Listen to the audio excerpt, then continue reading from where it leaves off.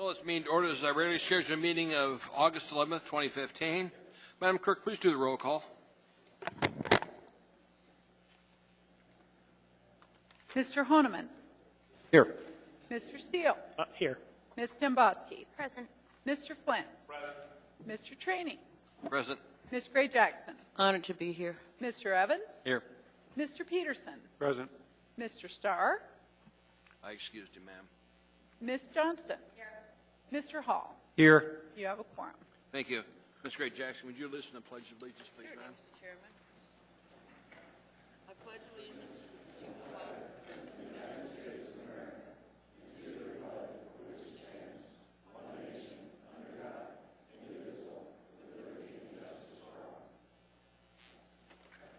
Thank you, ma'am. Minutes of previous meetings, there are none. Thanks to the diligence of the clerk's office, they're all caught up. There's nothing there. Mayor's report, Mr. Mayor. Thank you very much, Mr. Chair. I'm going to ask Chief LeBlanc and Acting Chief Gillum to come forward and take my time and explain what's going on with the spice situation. If you would, sir.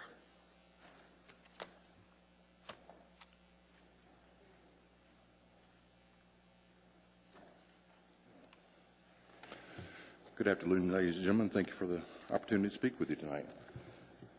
I lost a toss, so I have to talk first. You may recall back in 2013, there was a problem with the spice, and especially with the sales and how to control it.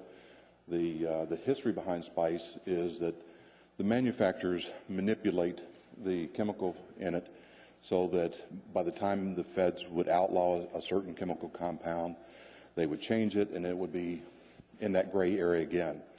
So the municipality, APD, and the Assembly ultimately worked in changing AMC 835-500. That was extremely successful. The CAP team, you may recall, went to the shops. They met with the people that were selling the spice. It was pulled off the racks, and for 2014, there were only 7 citations for selling or possessing a spice. So far this year, we've had 5 possessions of those. Now, those are civil, they're not criminal. Well, late last week, we saw on August 5th, 6th, and 7th a tremendous spike in the emergency room visits, and Chief LeBlanc will speak about that shortly, but we were requested at APD to try to locate where this is coming from. So I had a couple of officers on days and swing shift work the problem. They worked downtown they were working in Town Square Park as well as 3rd and Carlick area near Beans and Brother Francis. They've identified a total of 8 suspects that are possibly selling spice. We have made some seizures of spice, but we have not yet been able to test the compounds to see if it's related to the recent deaths or overdoses. The APD is working with the Department of Public Health in their investigation of these deaths and overdoses. And so far, APD has had 64 cases that we're working in this conjunction of this investigation. And I think on the 10th, 11th, and 14th, we had 10 police responses. On the 5th, 14 for each of the 6th and 7th days. So it is a problem. We recognize that it is. And we are working with the Department of Health and Human Services, AFD, and DPH. Any questions for me? Mr. Evans. Thank you, sir. In our committee, we heard testimony from Beans Cafe and Brother Francis Shelter about this problem back in the fall. And it was their testimony that basically everyone in that area, including the people that work at Beans and Brother Francis, were well aware of who was selling the spice, that it was pretty open and notorious, that there were cars that would pull up at a certain time every morning and people would get their spice. So, I mean, to the extent you can work with them, they seem to know, where a lot of this has been going on for quite some time. And also, what is the current manpower of the CAP team? Mr. Evans, through the chair, the current manpower for the CAP team is 6 officers, a sergeant, and there's a lieutenant assigned to that. And how does that compare to the CAP team 2 years ago? Or at Well- full strength? Okay, we actually had 7 assigned to that, but because we had some staff reductions over the last couple of years, we've pulled from some of our special units to put back on patrol. Thank you. Yeah. Mr. Honeman has a question, sir. Well, a question, perhaps a comment, too, and I can get into it a little deeper in the Public Safety Committee report. Chief Gillum, if I understand it, you've got actually directed assignment officers trying to work the problem in the downtown area, as you said. You had officers directed assigned to that. Yeah, Mr. Holman, through the chair, yes, we actually called in overtime on swings and days and swings for those spike days that we were on. So yes. So the question would be, if you identify a suspect, someone who you can show has clearly been selling the spice to members in our community, people in our community, what would you think the consequences? What would you be able to do to those people? Well, unfortunately, it's a violation. It's not a criminal act. Part of what we were looking at in this investigation will be, were those acts deliberate? Was the spice manipulated in a manner which could possibly harm individuals that live this high-risk lifestyle? So that'll be part of the investigation. Okay. I'd like to have that, and it'll become more clear in my Public Safety Committee report. Yes, sir. Thank you, Chief. You're welcome. Gary. Chief? Just a quick update from the fire department's perspective. The rise during the period that Lieutenant Gillum spoke about was very concerning, but the community responded extremely well. Cooperation with the hospitals, cooperation with ASP, of course, cooperation with APD. We handled it in a well-controlled manner. The spike was extremely noticeable over that 10-day period from July 31st to about August 10th. We had 89 transports that the fire department picked up. We went to an emergency protocol where we could not bring them to ASP or we could not triage them in the ambulance bays at the hospital. These people were exhibiting extreme reaction to this spice, vomiting, seizures. A great number of them were extremely combative. So the protocol was changed that we brought them all to the emergency departments, and that's where the hospitals responded in a heroic fashion. During that period of time, we had 89 transports, which was about 15% of our total transports. And to put that in comparison, in 2014, for that same comparative period, we had 8. So we increased tenfold. Fortunately, over the past couple of days, it has dropped down dramatically to almost 0. So as lieutenants explained, there may have been bad spice that got onto the street, but we handled it well. Tomorrow, I'm going to be meeting with the medical director, Dr. Levy, to review our procedures and our protocols to ensure that the fire department and the community is well served by the response by APD, ASP, and the hospitals. But it was a distraction. Thank you. I've got some assembly questions for you, sir. Mr. Steele first. Thank you.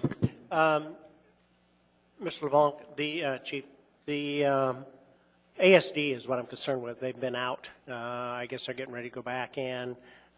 So I'm hoping also that the resource officers are certainly up to speed and looking for it. Have any of the injuries or any of the call-outs been for juveniles or kids? I have the age breakdown. I can provide that to you tomorrow. Most of the responses, probably fully 80% of the responses, were in the 3-grid area, basically in a diagonal from 3rd and Carluck through Town Square. So there may have been some juveniles in the Town Square area, but I'm not aware of that number. We have it, though. Thank you. Mr. Flynn, sir. Thank you, Mr. Chairman. This is actually a question for Acting Chief Gillum. Without revealing anything that would jeopardize your investigations, do we have an idea of the source of this influx of apparently particularly nasty cannabinoids? Is it coming from our friends to the north? Is it coming through the head shops? Do we have an idea? Mr. Flynn, through the chair, my understanding is that the seizures of spice that we have seized so far have been commercially packaged. I don't know the country of origin or the transportation route for those as yet. I don't, like I said, I don't want to jeopardize the integrity of the investigation by asking too many questions, but once we have a feel for that, it would be useful to have that data so that we can think about what steps we might take to address that. I would agree, sir. Thank you. Ms. Johnston, ma'am. Mr. Flynn was sort of going in the same direction I was thinking, but how do we cooperate with the state forensic lab on this? Ms. Johnson, through the chair, I have spoken several times with Dr. McLaughlin, the Public Health, State Department of Public Health, and he has given me some information that would help us in our investigation about maybe some of the chemicals that have been identified. What I expect us to do is go out and find a number of different sources or a number of different packages, and then we can then determine if they're related to the cause of deaths of or overdoses. Okay, thank you. Yes, ma'am. Mr. Honeman, sir. Thank you, Mr. Trainee. And Chief, if further, again, I'll share with our Public Safety Committee what I'm asking here going forward, but is it possible to find out the extent of injury or health concerns to these patients on your metrics or matrix? For instance, did they require overnight hospitalization, or is it to the point where someone was what we would classify as seriously physically injured, or more like a headache and fever, and then the next day the symptoms pass? So if we can get that broke down, I'd like to have that. Yes, through the chair, Mr. Honeman, we can get that statistic. It'll be non-identifying, but yes, in a gross sense, we can present you with that data. Thank you. Yep. Mr. Peterson, sir. Thank you, Mr. Chair.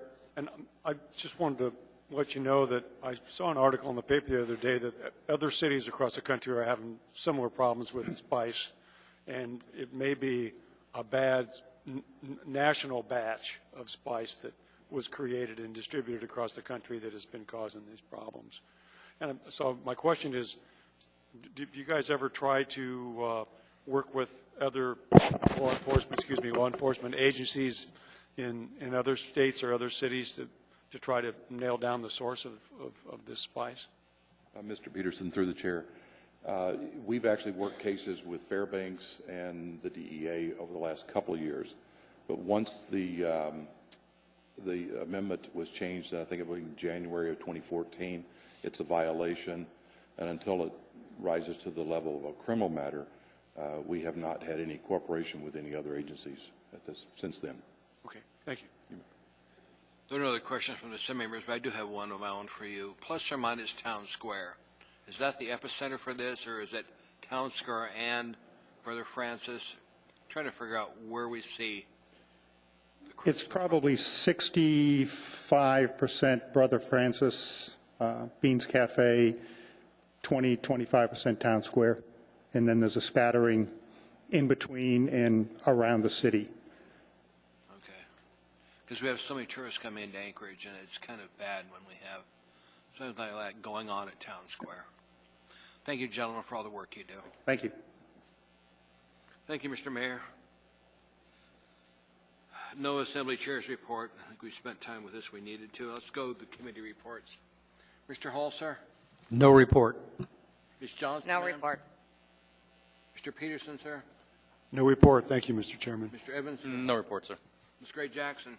Thank you, Mr. Chairman. I don't have a Budget and Finance Committee report or an SAP Review Committee report, but I just want to let folks know that on Thursday, August 13, from 10 to 11, we're going to have an SAP Review Committee to allow the administration to give us a presentation. So I'm hopeful that we can all make it, and it's from 10 to 11. And then the next regular meeting for the SAP Review Committee will be on August 20th, right after the Budget and Finance Committee meeting from 1 to 2. Thank you, Mr. Chairman. Thank you, ma'am. Mr. Flynn, sir? Mr. Bowski, ma'am? Get comfortable, Mr. Chair. No, I'm just kidding. Thank you, Mr. Chair. I will start with, I know I've been teasing everybody that I was going to introduce the Board of Ethics opinion on my disclosures, but I don't have a copy of it, so you'll have to wait. So for tonight, I will make one disclosure. I'm probably being overly cautious, but item 9 Delta 11 is the contract for Blue Cross Blue Shield. And since my husband is a fireman and I do receive medical benefits through the city, I just thought I'd disclose it. I think I belong to a large class of individuals, so I think any benefit would be very, very, very small. Yes. And so, but I would like to make that disclosure and let you rule. It's really the chair that you're going to participate in that one. Okay. When I look at the size of the group you're part of, it's minuscule, ma'am. Thank you, Mr. Chair. So that's the only disclosure I have for tonight. As far as committee reports, the Title 21 committee met on August 5th, and we do meet weekly, every Wednesday at 10 a.m. over at the Planning Department, Conference Room 170. And the members present at the last meeting were Mr. Evans, Ms. Johnston, Mr. Peterson, myself, Mr. Chair, you were there, and Mr. Hall was excused.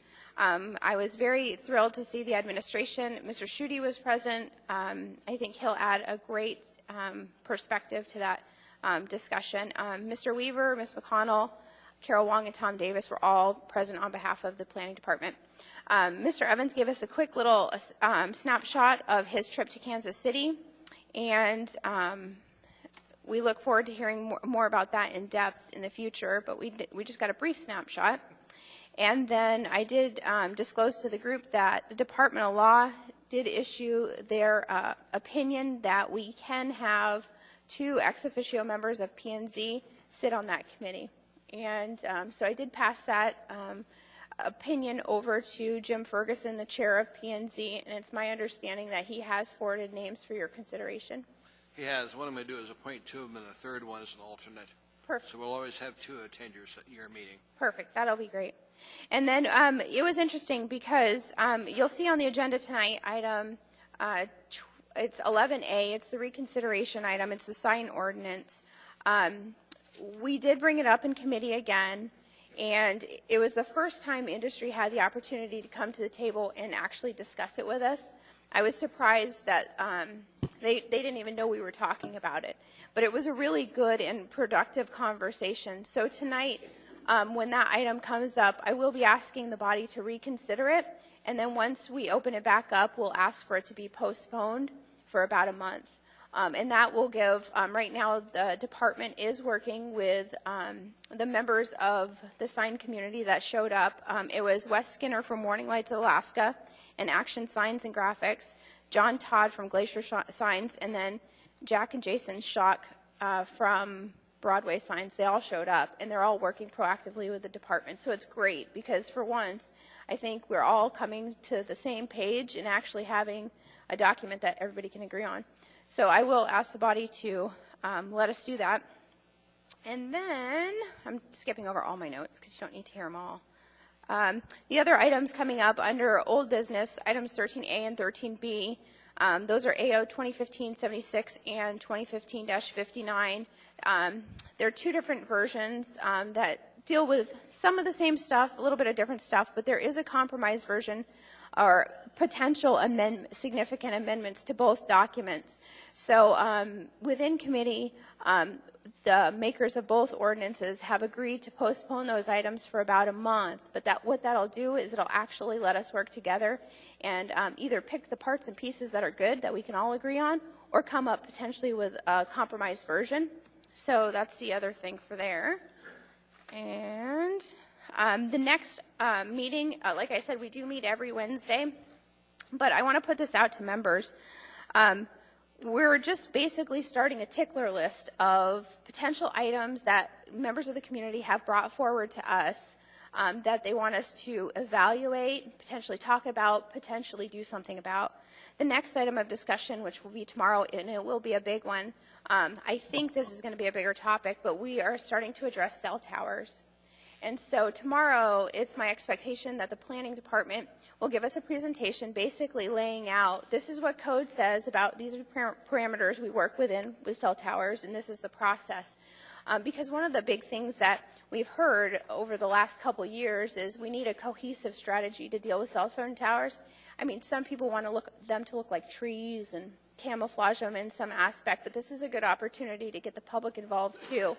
And I also have invited telecommunication carriers to come to the meeting tomorrow, because not only can the Department of Law let us in on FCC regulations, the planning department can tell us what current code is, but then these telecommunication providers can actually tell us, well, you know, a 30-foot tower doesn't work. For technical reasons, they need to be X. So it'll be helpful to have everybody at the table. And I did send out that notice with the agenda to the Federation of Community Councils as well as the Chamber of Commerce. So I'm not sure how many will show up, but it should be an interesting conversation. But I will quickly wrap up with this topic. The items that I have on the tickler list, just to bring up, cell towers, potential power substations, improving public notice, accessory buildings, sidewalks, monofills, Chapter 10, that's my thing. And I'm not sure in Chapter 9 if there's issues or if anything needs to be addressed. So I just thought I'd throw that out for the members that represent those areas to see if there's anything you want to look at. But I can tell you, yesterday morning, I got a call from Mr. Honeman in Mr. Peterson's district, where a member who lives in a trailer court wanted us to evaluate potential restrictions on the number of people that can live in a trailer. So I'll follow up with Mr. Peterson on that one and see if he wants to, and Mr. Honeman, and see if they want to follow up on that. But so there's a whole laundry list, and the reason I throw it out is because if I didn't mention something that you know about in Title 21, please pass it along to us, and we can definitely follow up.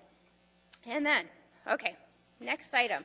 So the other item that you'll see on the agenda tonight is, well, maybe I'll just do it. I'll do the other one later. I'll just pull the item. Thank you, Mr. Chair. That's it. Thank you, ma'am. Mr. Steele. Yes, Mr. Chairman, I'll be quick. The Enterprise Committee meets Thursday. We'll have 11 o'clock, and we'll have 1:55. 1:55, and we've got the port and MLMP. Okay. Anything else, sir? That's it. Mr. Honeman. Thank you. First, Mr. Chair, Ms. Gray-Jackson, is the SAP review this Thursday, the 13th, from 10 to 11? Okay. I'll be at work, so I'd hope I can get a good back brief. That'd be great, because I'm interested to see how the administration's approach on this. So the next Public Safety Committee meeting will be next Wednesday, the 19th of August, from noon to 2 scheduled time, Assembly Conference Room at City Hall, 155. As you know, Mr. Chairman, you assigned 2 committees. The review of the 4 ordinances involving marijuana that are will be coming back before the Assembly, I believe, the next meeting. So we'll have a good review. Hopefully we'll have an attendance by the marijuana control committee of the ABC board and or their director to get us some information as to how let them basically start left and right hand talking as to what we're doing and what they're doing, and perhaps stay informed. Also get some information from hopefully the makers of the ordinance to see if we can get a little better understanding, so it comes back before the meeting with a recommendation. And then lastly, as I committed, so that it's out there, I want to make sure nobody's trying to work around more than one thing. As you recall, just briefly, in 2011, the municipality actually acted first on outlawing spice and K2 in this municipality. Myself and then Municipal Assembly Member Mike Gutierrez worked that legislation through. Then months later, when the state met and convened, they acted at the felony level and the state level. We did the same thing with bath salts and the synthetic cocaine. But we learned that you put an ingredient, as mentioned by Acting Chief Gillum, you put an ingredient with ABC 123, and all you got to do is change that formula a little bit. That particular law becomes ineffective. So criminalizing it was becoming a very onerous task. Nobody really wanted to stay abreast of all the changes, plus it would be very like chasing your tail, trying to get the laboratory results, and it would be very onerous and very time-consuming. So we did move to make it a violation if you sell something with a package as if it was potpourri or incense, and essentially if you're saying it's one product, but you know in fact it isn't, then that's a violation. Well, a violation is much akin to a traffic citation. There's no jail time committed to it. It's a fine only, and in fact, it limits the authority or the detail or the in-depth portion of an investigation, restricting on perhaps search warrants without doing some sort of a further detailed hoop jumping through the courts. So it'd be my intent that we're engaging with the Municipal Prosecutor's Office. I just talked with Mr. Falsey from the Municipal Attorney's Office, and I want to make sure we're very careful so we do this correctly. I think I mentioned to you earlier, Mr. Chair, it's my intent that we try to make misdemeanor crime someone who sells a product or gives a product to another that creates or results in a serious physical health effect or hospitalization. As you know, the municipality can't make a felony crime. We can't legislate to a felony level, but perhaps we again could put something in the table or on the board as a municipal misdemeanor, and the state may follow in the next legislative sessions. Be my intent. Well, thank you, Mr. Holman, because we can move faster than the state can. And I was actually driving down Northern Lights and saw a man laying in the sidewalk that ended up being dead. And it's always interesting when you're just driving down Northern Lights, you see two people around this guy. He ended up being dead from overdose of the spice. It's not the type of town we want to have, so we need to take action to see what we can do to stop from happening. I want to tell everybody, too, that we've got a work session tomorrow in Arba. It's from 1:30 to 2 o'clock in room 155. Arba are the people that come and clean up homeless camps in Anchorage. They've got some from Seattle they want to talk to us. So that's tomorrow. So please come to me. Next item is addendum to the agenda. I get a motion to incorporate. Move to incorporate the addendum. Is there a second? Second. I'll go over it. Item 9D15, the new business, a memorandum AM 497-2015 recommendation award to Consolidated Contract and Engineering LLC for APD headquarters control upgrade to the municipality of Anchorage Public Works Department, Maintenance and Operations Division, Capital Projects, ITB 2015 C060, $572,222, the Purchasing Department. Item 9D16, the same memorandum, AM 498-2015, recommendation of award to Cat's Eye Excavating, Inc. for Whitehall Street Water Main Extension to the municipality of Anchorage, Water and Wastewater Utility, ITB 2015 C058, $555,393 in the Purchasing Department. Under Information Reports, Item 9E10, Information Memorandum AIM 103-2015, Notice of Consolidated Use Hearing scheduled for September 29, 2015. Appeal of Community Development Department Denial of Administrative Site Plan Review, Community Development Department Case Number 2015-0009, A.K. Alchemist, LLC, doing business as A.K. Alchemist, LLC, 5367, from Assembly Member Dabowski. Is there any objection to the addendum to the agenda? And I'll get them laid on the table items. Madam Clerk, there's no objection. It's unanimous. I'll now go to a couple of items that we've got for laid on the table items. Elby, if you give me a motion laid on the table to include it. Move to include laid on table items, Mr. Chairman. Paul, you want to give me a second on that? Second. Okay.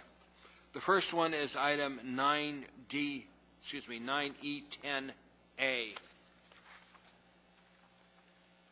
It is subject notice of conditional use hearing scheduled for September 29, 2015. Appeal of the Community Development Department's denial of administrative site plan review, Community Development Department case 2015-0009, A.K. Alchemist, LLC, doing business, A.K. Alchemist, LLC, 5367. Mr. Chairman? Yes. What was that numbering on it? It is E10 small a. Thank you, Mr. Chairman. The next one is 9D14 small a. This one is recommendation of award to Consolidated Contracting and Engineering LLC for APD headquarters control upgrade. I think it's the right one. Do the right one, Barbie, before I get too far in it? There's that one. Okay. Go back one more. Here it is. It's item 9D14A. It's subject sole source contract with Wheeler Associates to provide professional legal services relating to Assembly Title 21 Community and Economic Development Committee, $20,000. And that is all that's laid on the table items. Is there any objection laid on the table items? If not, then we'll go. That's unanimous, Mayor. And then we'll go now to consent agenda. If I get a motion on the consent agenda. Move the agenda. Moved and seconded. And I'll go those things that people want to pull for a little further discussion. Mr. Hall, sir. No items. Ms. Johnston, ma'am. No items, thank you. Mr. Peterson, sir. No items, Mr. Chair, thank you. Mr. Evans, sir. No items, Mr. Chair. Ms. Gray Jackson. Thank you, Mr. Chairman. I'd like to pull item 9, Bravo 4. I'd also like to pull item 9D14 and item 9D14A. Thank you, Mr. Chairman.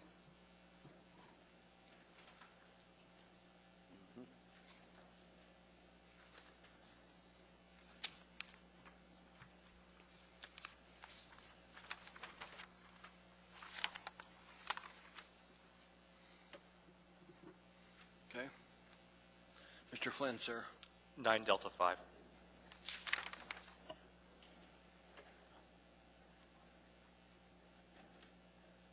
Ms. Stavowski, ma'am. 9 Echo 10 and 9 Echo 10A. Echo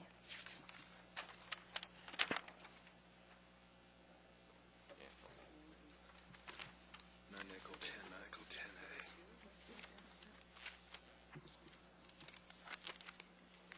I just want to find out here.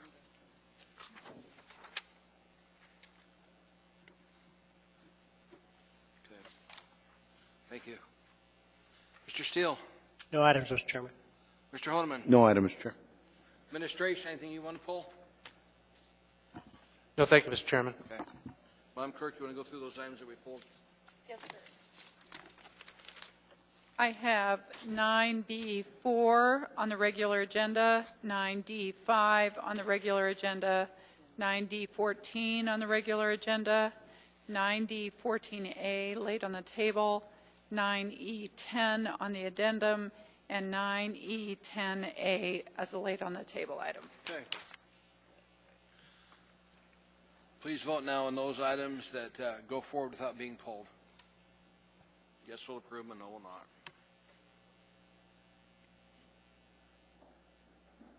Those items are approved. We'll now go back to the agenda for those items that are pulled for the further discussion.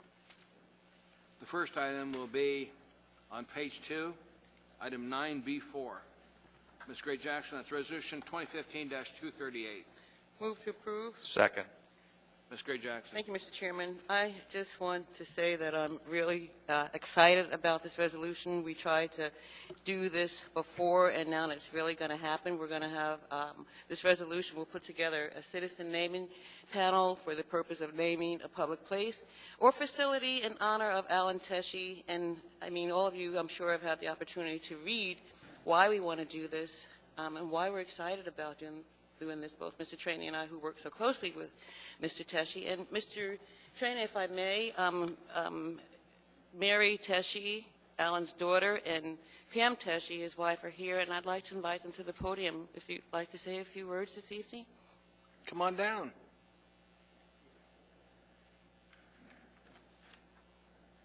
Thank you, Mr. Chairman. Thank you, ma'am. Hello. Mr. Chair, members of the Assembly, on behalf of my mother and my brother who couldn't be here today, I just wanted to say thank you for this opportunity. We're very proud of what my dad was able to accomplish for the city, so I'm excited to be working with everyone, and thank you very much. Mr. Flynn has a question, ma'am. Mr. Flynn? Actually, I have a motion, but that I'll address. But Mary, it's good to see you. It's been a while, and we'll get this taken care of for you. Great. There are no other questions. Mary, thanks for being here. Yep, thank you. Mr. Flynn. Yes, Mr. Chairman, I have an amendment for on line 23. We have a minor typo. I would like to replace the word one, O-N-E, with the word one, W-O-N. Thank you for finding the typo, sir. That's accepted by unanimous consent. We'll make it easier, Madam Clerk. Thank you, Mr. Flynn. That was good. Any objection by the body to this going forward? Not seeing an objection. Madam Clerk is unanimous on that, please, ma'am. Next item in front of us will be item 9D5, a same memorandum, AM 485-2015, request for approval to enter into a grant agreement with Rural Alaska Community Action Program for services related to Safe Harbor Merrill Field Supportive Housing Project. Mr. Flynn, you pulled that. Would you like me to get somebody else to make a motion on it? No, I'll make the motion to approve. Second? Mr. Flynn. Thank you, Mr. Chairman. First off, I'd like to thank the administration and the mayor for coming to Mountain View Community Council yesterday evening to speak about this issue. Much appreciated. And secondly, I'd like to acknowledge the response to my question about the distribution of social services within the municipality of Anchorage. I will confess I found the response lacking. Mr. Hall is very familiar with this issue. When we try to locate these types of services, it is extraordinarily challenging, and therefore they're concentrated in one part of Anchorage, with one exception. That would be in your district, Mr. Chairman. Yes, it is, sir. So, I'm putting each member of this body on notice. Your decision to vote for this, I interpret as tacit approval of a facility in your district when the next one comes up, because we are done in my neighborhoods. We've given it the office, and we're not giving again. So get used to it, engage your communities, understand what the needs are, understand what they want, and you better be ready because it's coming, and I'll not countenance your opposition if you vote for yes on this one. Thank you, Mr. Flynn. Mr. Holman. I thank Mr. Flynn for his passion, and I certainly understand and can echo the sentiments that I've heard from folks both in our co-joined district in some area, as I consider Mountain View to be somewhat more to the east of his district and crossing into mine. But just to make sure it's clear that Safe Harbor also had a property in Muldoon, the old Chinese restaurant, as well as Rural Cap now, with developments for some programs as well. So it is in our district as well as Midtown with Salvation Army, Mr. Flynn, and I look forward to engaging our community. And what I believe to be is going a high necessity for further programs. Thank you. Mr. Steele, sir. Yeah, I just wanted to point out, I know that Mr. Flynn overlooked a couple of items in our area in terms of needle exchange, Cleethrow Center. There's all kinds of items in the Spenard area as well, and West Anchorage. But his point is well taken. Thank you. Mr. Hall, sir. Thank you, Mr. Chairman. I will be supporting this, but I absolutely understand Mr. Flynn's position on this, and I couldn't agree with you more strongly, Mr. Flynn. Probably one of the largest embarrassments that I've had during my entire tenure on this body was when we had an opportunity to get some free land from the federal government in my district that we could have accommodated a facility similar to this. And the outpouring from the community, listening to them about not in my neighborhood, are we going to lock the gates, are we going, I mean, I've never had anything embarrass me quite that badly. I agree. We need to get these spread around town, and there are going to be more coming. And when it does come, and if it's in my district, I will vote just as strongly to support it there as I will in yours. Thank you. Ms. Dombowski, ma'am. Thank you, Mr. Chair. Through the chair to the administration, I have a number of questions, and I'm assuming Melinda can answer them if she's the appropriate person. Regarding funding, the program. Mr. Abbott, can she answer, or is it better directed to you? If you'll start with us, then Melinda might end up being the answerer. Go ahead and get started, Melinda. We'll probably need you by the time you get there. Might as well. Well, I appreciate it. Mr. Abbott, I was working to the last minute on this process thing, so I'm sorry I didn't get your phone call today. But my first question is, with respect to this project, Can you describe it for me specifically? The Assembly hasn't had a briefing on it necessarily. So my understanding is a Safe Harbor Inn project, initially it housed families. And so can you just give me a brief recap of specifically this project? Certainly. Ms. Dombowski, through the chair. The Safe Harbor in Merrill project is a different project than the Safe Harbor in Muldoon project. The Muldoon project is primarily for families and it's transitional housing. The proposed use of the Safe Harbor in Merrill Field project continues to serve the population that they have been primarily serving since about 2000. It will be 56 units of permanent supportive housing. It has been transitional housing up to this point. It was run by the Anchor Arms, Inc. nonprofit, and Rural Cap acquired the buildings at Safe Harbor Merrill as well as the buildings at Safe Harbor Muldoon for the purpose of being able to continue to operate them as the other nonprofit was unable to make it financially feasible. Okay. Now, Melinda, can you answer for me? I know recently the state of Alaska issued a grant for $4 million. For $4 million, $2 million of it, as I recall, went to Rural Cap. Yes. Was that for this project? What are they using that money for? Do you know? Ms. Dombowski, through the chair. That is the intensive case management grant that is funded by the State of Alaska Division of Behavioral Health. $2 million of that $4 million project goes to Rural Cap for intensive case management. The grant is called the Chronic Inebriate Anti-Recidivism Grant through the State of Alaska. That will provide intensive case management for approximately 100 people of the most vulnerable population, the highest users of the safety center, in scattered site apartments as well as Safe Harbor Merrill.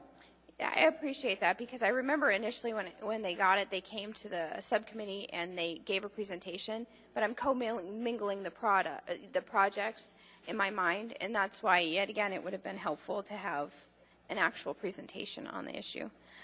Okay, so with that said, the concern I have, Melinda, whomever's listening, the concern I have specifically is, as a subcommittee, we've been looking at this issue for a year now, and we've been trying to bring in every single stakeholder who's providing services. How do we link them? What is the most highest, greatest need? We know there's a significant lack of detox beds in Anchorage. We know that. We know we need treatment. We know we need to link those two together. We know we need to link transitional housing, maybe job training. So now we're taking $200,000 that this committee had put aside, essentially, or this body had put aside to come up with a holistic plan, and we're putting it at the tail end. What is that going to do for us when we still don't have enough detox beds? Ms. Dombowski, through the chair, that's an excellent question. With this project, this $200,000 funding contribution from the municipality leverages about $3.3 million worth of services in Anchorage. Part of the intensive case management grant, the $2 million grant that will be utilized with this project, has funding for detox and treatment beds. So it will add to that ability to serve comprehensive needs and holistic needs of this population, from treatment to job, employment training. Intensive case management is very comprehensive. It doesn't just deal with treatment. It deals with medical care, employment, etc. Right. See, now you're speaking my language. This is, and this is the problem that I have with asking the questions that I've asked. And really, the response I got was essentially, you sent me the AIM, which I appreciated, but the clerk had already sent. I can read that. But in order for us to have a productive way we can move forward together and have a holistic plan, I think it's beneficial to have something like this fully discussed, especially when the Assembly has a committee that's been dedicated to doing this for the past year. Personally, I think this is one of those issues that it's ripe. I suspect if we were to delay this for 2 weeks and bring it back for public testimony, we would get a number of people come out to testify in support of it. That would be my guess, but I don't know because there's been no discussions between myself and anybody who's advocating for the project. I know they sent out an invitation for Assembly members to tour it last week, but it wasn't publicly noticed. So I think there's a little bit of a disconnect here in timing, and it might just be, us learning our new work habits together. But in the future, when these come up, I would just greatly appreciate a proactive approach to communicating exactly what we're doing, where the funding sources are coming from. By spending $200,000, where are we getting it on the other end? Because I understand by taking out the highest users, it's going to cost us less in the long run. I get that. But I really do need to see the numbers and the data in front of me, and it's very difficult at a meeting like this just to get it thrown to me 2 minutes over a microphone. Is that fair? Yes. Okay, I appreciate that. Thank you, Melinda. That's all I have for a question. Thank you, ma'am. Oh, I didn't say I was done. I got two others. Okay, you can come back to me. Thank you. Mr. Honeman. Thank you, Mr. Chair. I just want to clarify, Ms. Freeman, you're saying that there will be, with this $200,000 investment from the municipality, that there will be leveraging some availability or more availability for detox beds for clients? There will be access to detox beds through this funding. So there are 2 additional detox beds at the Ernie Turner Center. It's my understanding from the intensive case management, the Division of Behavioral Health grant, and there will be increased funding to access those. Okay, because and that's good to know. It's 2, and that's, I guess, if you could, it would be very helpful for all of us here if we could get a breakdown just briefly. And what I'm getting to is, I know Mr. Trainey and I, probably several of us, have been literally lobbied like crazy from AFACT, who are responding to their community's concerns about having enough detox beds in the community. I've committed to do what I can, and in order to do that, I need to have a better picture. I know Mr. Evans' committee is looking at the whole picture, but one particular slice that I'm not clear on, and I apologize because I haven't been to as many committee meetings as I could. I've dropped in on 1 or 2 that have been ongoing, but the dollar amount for detox beds for a client, what it roughly would be. So if we can, I mean, some of them may need longer and some may have a shorter period, but if we can get an average cost.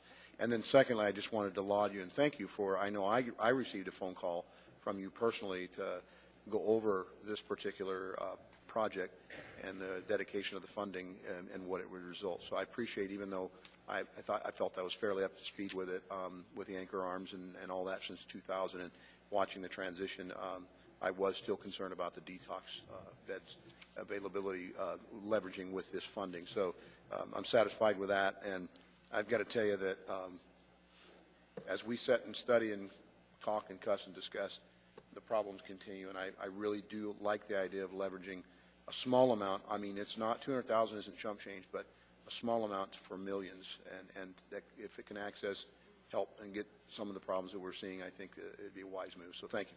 Thank you. Ms. Gray Jackson, ma'am. Thank you, Mr. Chairman. I want to go back to Mr. Flynn and just, if I may, Mr. Chairman, tell him how much I respect and appreciate his passion. I've never seen you so passionate about a subject as long as we've been serving together, Mr. Flynn, and I felt a little subtle threatening there a little bit, Mr. Flynn.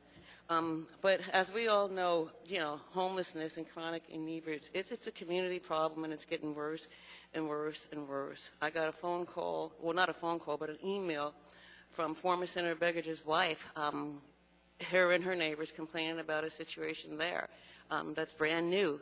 This whole community is concerned. I think that this grant is a step in the right direction, and it's a way better use of $200,000 than sending people to Seattle.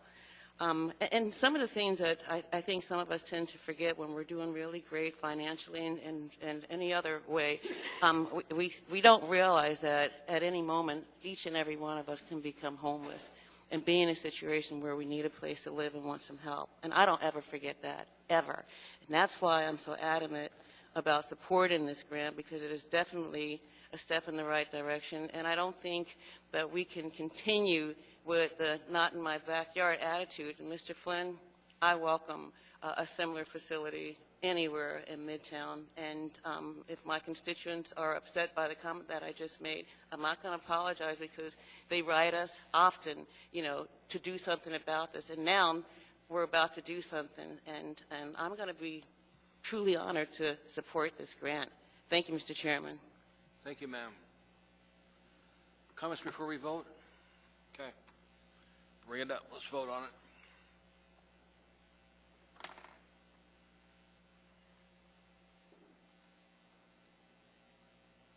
Item is approved.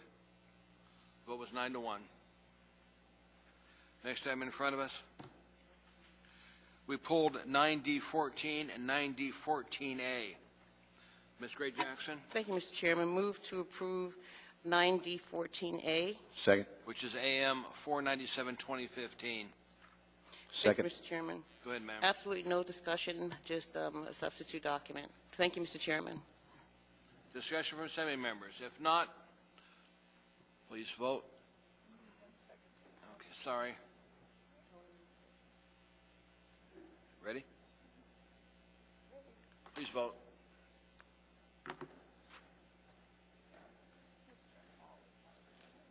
Patrol's out of the room, so the vote's 9-0. That is approved by the body. Dropping on down, we now drop down to 9E10 and 9E10A. This is pulled by Ms. Dombowski. Ma'am? Mr. Chair, I move to You move 9 Echo 10A. Second. It's moved to second discussion, Ms. Dombowski. Yeah, I think Mr. Flynn has a question. I'll let him ask it first, then I'll go through my spiel. Your spiel? So, Mr. Chairman, as I'm sure you carefully looked through the next item on our agenda, which we already approved on the consent agenda, is 9 Foxtrot 1, which would allow for our administrative hearing officer to handle a case of this nature. So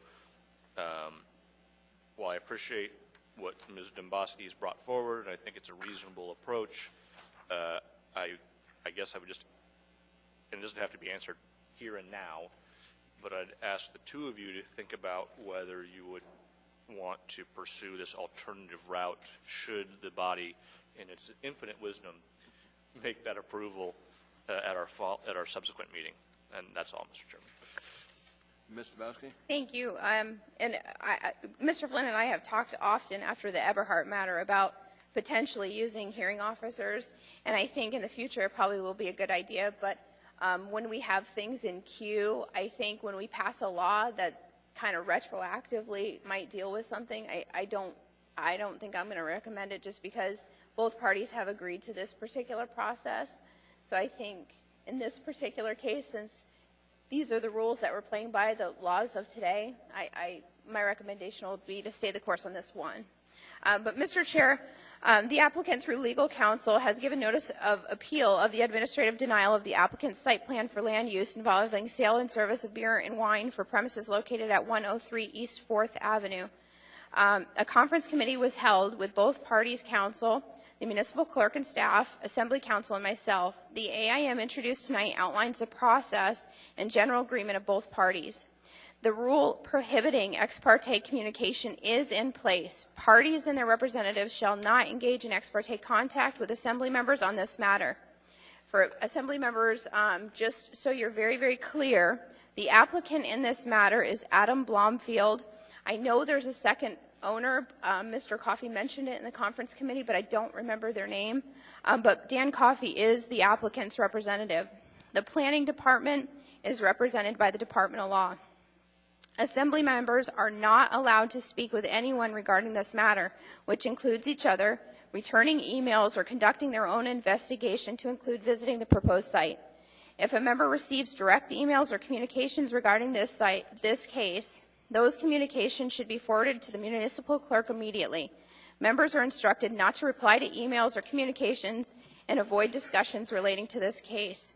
And lastly, I just expect prior to us actually opening the hearing or having them present their arguments, it's my expectation that all assembly members that night will disclose any potential ex parte communication or conflicts while both parties are present. That way, if they have any objections, they'll have the opportunity to raise them at that point. And with that said, I just encourage assembly members just to read the AIM thoroughly, so if there's any questions that you may have on process, I'm more than happy to answer them. And with that, I encourage approval. Thank you. Ms. Tucker, ma'am? You're on the queue. Thank you, Mr. Chair.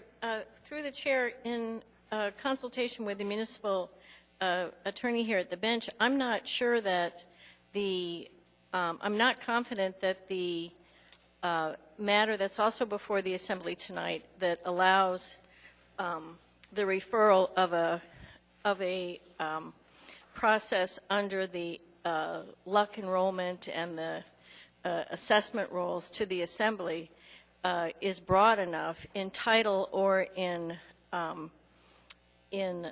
wording or request to cover the conditional use situation. So that's something that I discussed with the prior municipal attorney when Mr. Flynn forwarded the draft that Mr. Wheeler had done on his behalf, and I pointed out that it's a two-step process, as is in Mr. Flynn's ordinance, that you need to have, as Mr. Wheeler did for him, have the authority of the Assembly to refer the matter to a hearing officer, and then the hearing officer having the ability to pick it up. So Mr. Flynn's ordinance that's before you tonight was specifically worded by Mr. Wheeler, and I didn't change that, to be a matter heard by the Assembly or referred on remand within the assessment role context. Ms. Demboski has a request to my office, which I haven't gotten to because I told Mr. Flynn that I would do his first, that is something that would allow the kind of hearing officer appointment that Mr. Flynn is talking about tonight for Title 21 and other quasi-judicial matters. Thank you, Ms. Tucker. When I look at Mr. Flynn's, it's not scheduled for hearing until the 25th of August anyway. Wouldn't take effect, just for introduction tonight. Mr. Honeman? Yes, and Mr. Chair, I know that you and I actually had a brief meeting with Mr. Coffey on earlier in the process for application on this business, and then Mr. Coffey followed up with a contact with us at the City Hall offices and stated that he was appealing the decision of, I believe, a P&Z, I don't recall, but he presented a binder, which, of course, his request was strictly, how do we proceed from here? So that has been the extent of the contact, but will it disclose that I have visited at the site to determine, when we had the item of the liquor license before, or the change for the conditional use before the Assembly early on, and wanted to see how that laid out. So to the extent the ex parte kicks in, is that as effect of this ordinance and passing of this memo, or was it from the date of his appeal? May I, Mr. Chair? Go ahead, ma'am. Thank you. The ex parte is in effect right now. But So, prior to yeah, well, technically, yes, because we've already had the conference committee. But what I would say, Mr. Honeman, from what you're saying, it sounds to me like it was a procedural matter, questions on process. My recommendation would just be to you and the chair to, at the opening of the hearing, the next time when we go down the line, just say it. Just say, I visited the site. Because sometimes you might see an incident where there may have been an accident, ex parte communication. The fact is it happened. You have to disclose it to both parties. And that's the reason the appellant's attorney isn't here tonight, but that's the reason I would like to do it at the beginning of the hearing. That way, if the appellant or the Department of Law has any objections, they can state them on the record, and if they don't state them, they don't state them. So I don't see an issue with yours. No, it's not the time to do it anyway. The time, as she said, will be as we But just get into it. to be clear, the site visit was well before the appeal. It was in the process. Okay, no other discussion. Please vote on approval of this item.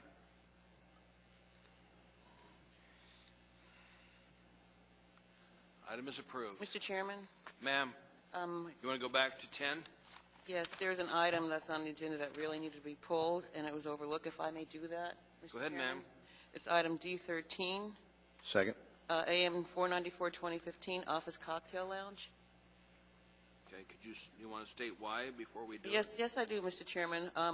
Our business license clerk had put together several questions for Office Lounge, and she sent them to them, and she made phone calls, and she has not heard back from them.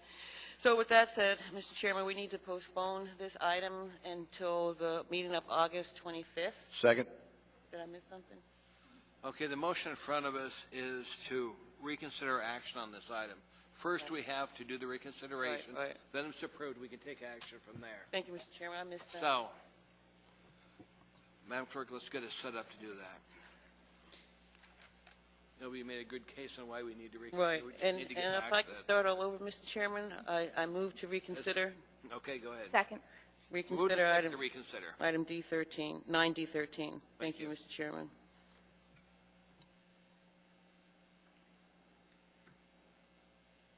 Please vote yes to reconsider, no will not. Vote was 10-0. That item is reconsidered. Ms. Gray Jackson, the Thank you, item is Mr. back in Chairman. front of us. Now, I move to postpone item 9D13, AM 494, 2015, Office Cocktail Lounge, until the meeting of August 25th. Second. Any questions from assembly members? If not, as soon as we can, we'll bring up to vote. Please vote.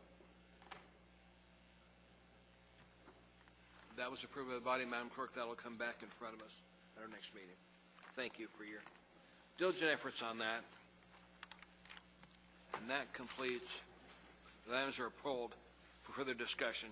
We're now down to item 11A. Notice of reconsideration was given. This is ordinance AO 2015-83, an ordinance amending Municipal Code Title 21 Land Use Planning, new code effective 1 January 2014. Certain provision of Chapter 21.11 signs to eliminate the provisions regarding. Thank you. The issue in front of us is shall we reconsider. It was notice of reconsideration given by Ms. Nabowski. Ma'am. Yeah, Mr. Chair, as I stated in my committee report, I moved to reconsider this item. I think it was seconded by Mr. Hall originally. I think so. So do you want to say why you want to reconsider it? Oh, yeah. or- I thought I did in my committee report, but I'll state it again. Essentially, the stakeholders have all been brought to the table, and I think there's a common path forward, and so it is going to be something that's worked out in committee. So we're asking that we reconsider it now, and once it's reconsidered, I'm going to ask for postponement until September 15th. Okay. Mr. Flynn, on the issue of shall we reconsider, sir? Thank you, Mr. Chairman. I'm going to vote against reconsideration for two reasons. One, we almost never actually vote down an ordinance. It's kind of a unique circumstance. We usually postpone indefinitely, so it's kind of fun. The other reason is I am of the opinion that whatever comes out of the committee discussions that Ms. Domboski references may very well need a new ordinance. And I have gotten kind of tired of zombie ordinances just sort of hanging around on our agenda. So I would prefer that we just let this one die and let the the Community Development Committee do its work and come back with a new proposal. So my preference is that we not reconsider and let the vote stand. Thank you, Mr. Chairman.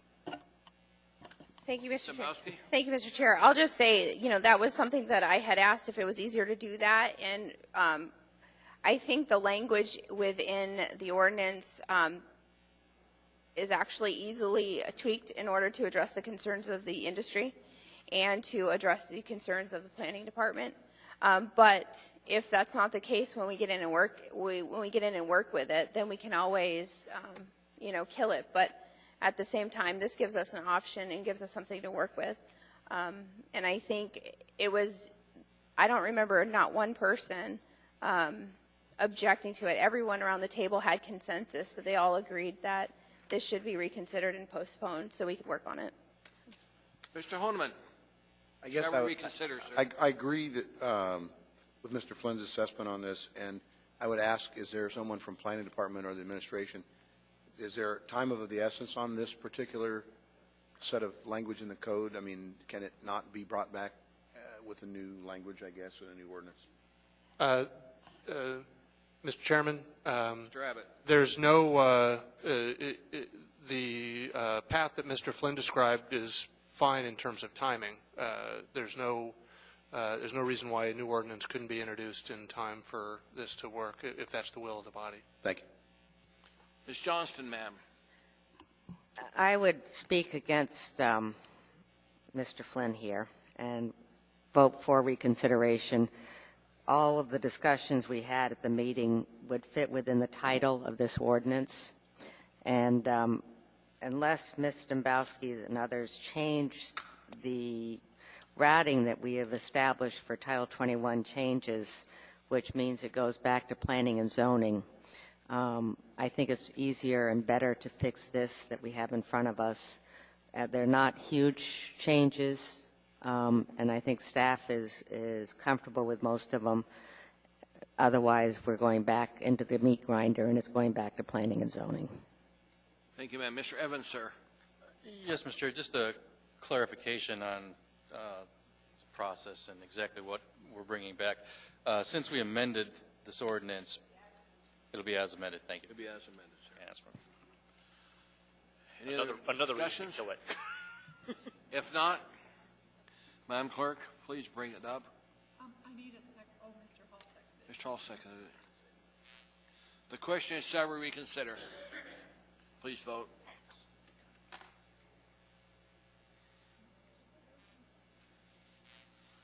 That item is reconsidered by the body. Ms. Dombowski? Thank you, Mr. Chair. Mr. Chair, I move to postpone until the meeting of September 15th. Moved and seconded. Any discussion from assembly members? If not, Madam Clerk, please bring it up. This will bring it back on September 15th. Please vote.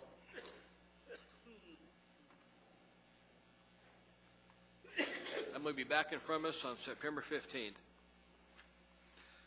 Dropping down our agenda, item 12A is being dealt with at our next meeting. So they're not here. Yes, Ms. Gray Jackson. Thank you, Mr. Chairman. I don't think there's a motion necessary, sorry. There's not. Thank you, Mr. Chairman. It'll just come up the next one. Next item in front of us, item 13A and 13B. Mr. Chairman, I move to combine the public hearing on items 13A and 13B. Thank you, Mr. Second.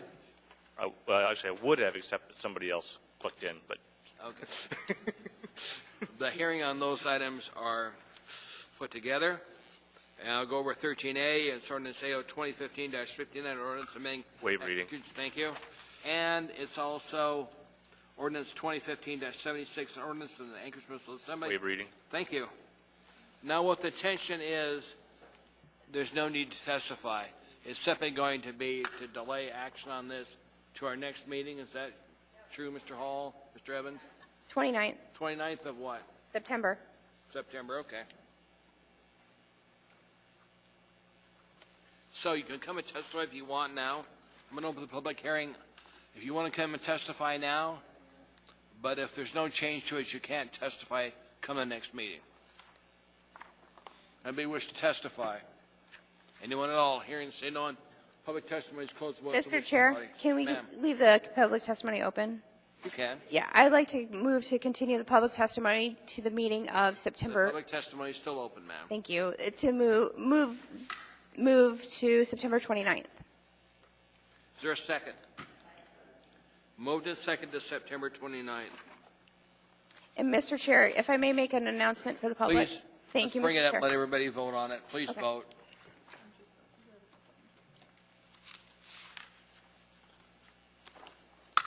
That'll be back in front of us. Sorry. Be back in front of us on September 29th. Thank you.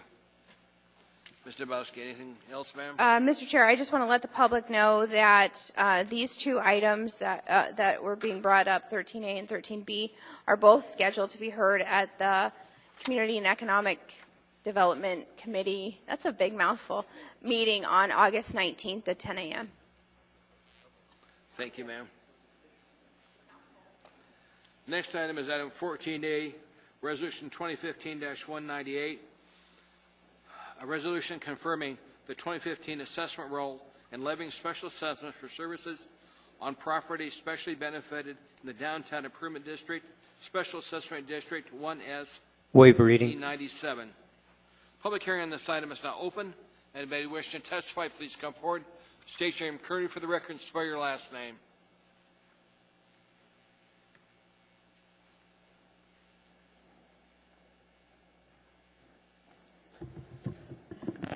pulling a little double duty here. Identify yourself and tell us who you're working for today. Good evening. My name is Chris Schutte, S-C-H-U-T-T-E. I'm currently the Director of Economic and Community Development for the municipality. But 7 short days ago, I could claim to be the Executive Director of Anchorage Downtown Partnership, the contractor responsible for the Special Assessment District. If I may, I've got, even though I no longer serve in that capacity, I think I'm probably the best person in the room to provide an update on the Improvement District, and I have a handout if I could leave with the Assembly.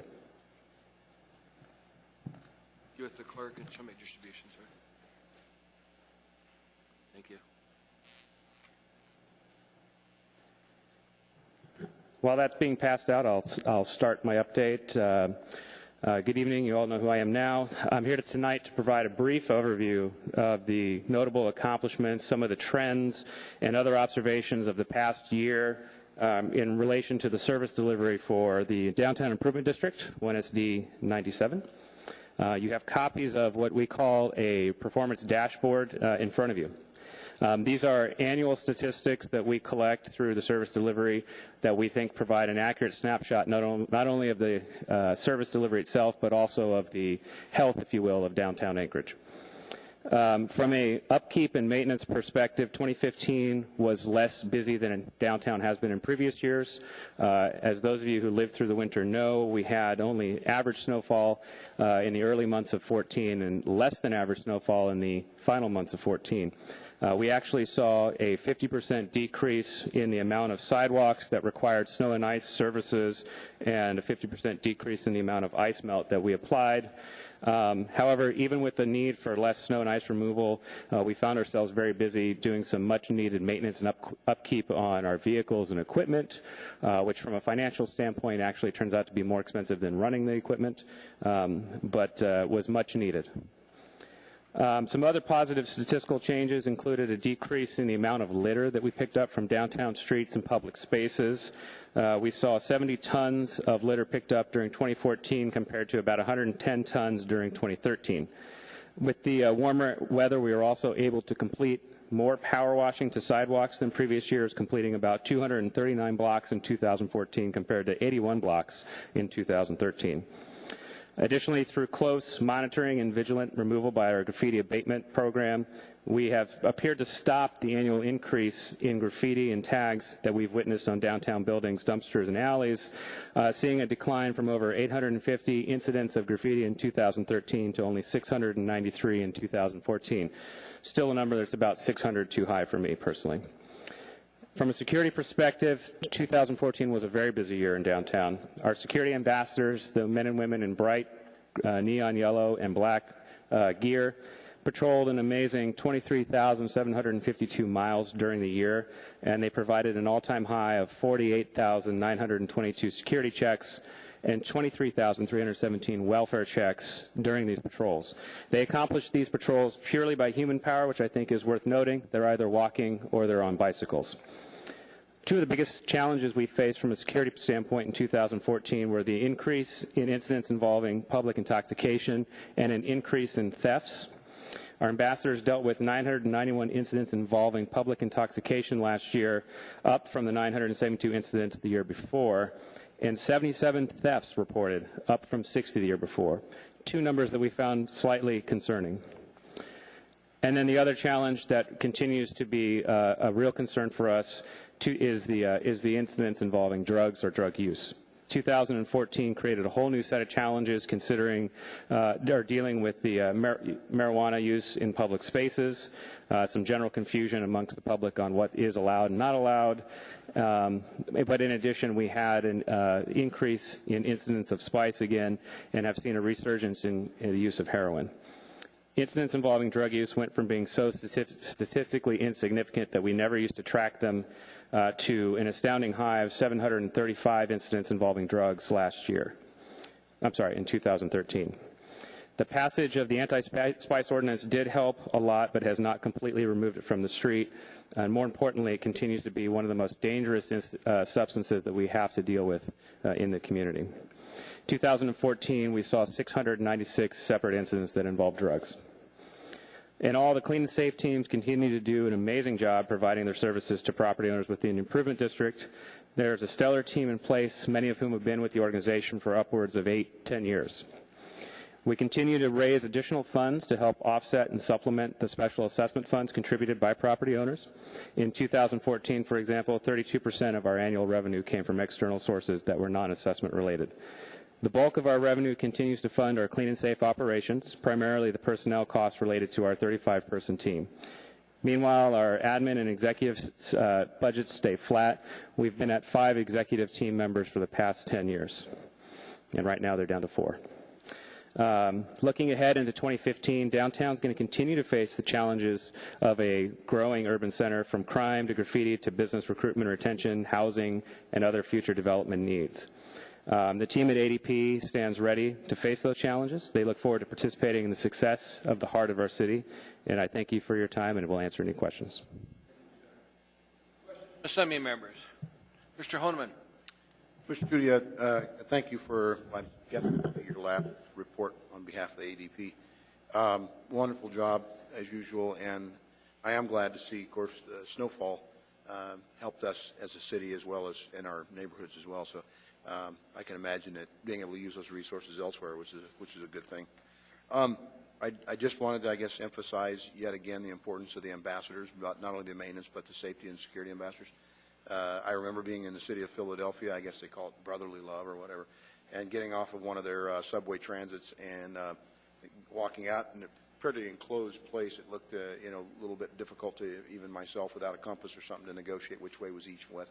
And they were uniformed ambassadors, if you will, that were actually, and they'd shadow you. They'd say, okay, I'm looking for a pharmacy or an ATM, and they'd say, oh, go this way. And I was more than happy to go on my way, but they tagged along just to make sure I got there and that I felt comfortable and safe, and I thought that was kind of interesting. But, that's the kind of thing that I think pays dividends in the long run, and I'm hopeful that the people that are getting assessed for these services are fully appreciating what they're getting for their money. Thank you.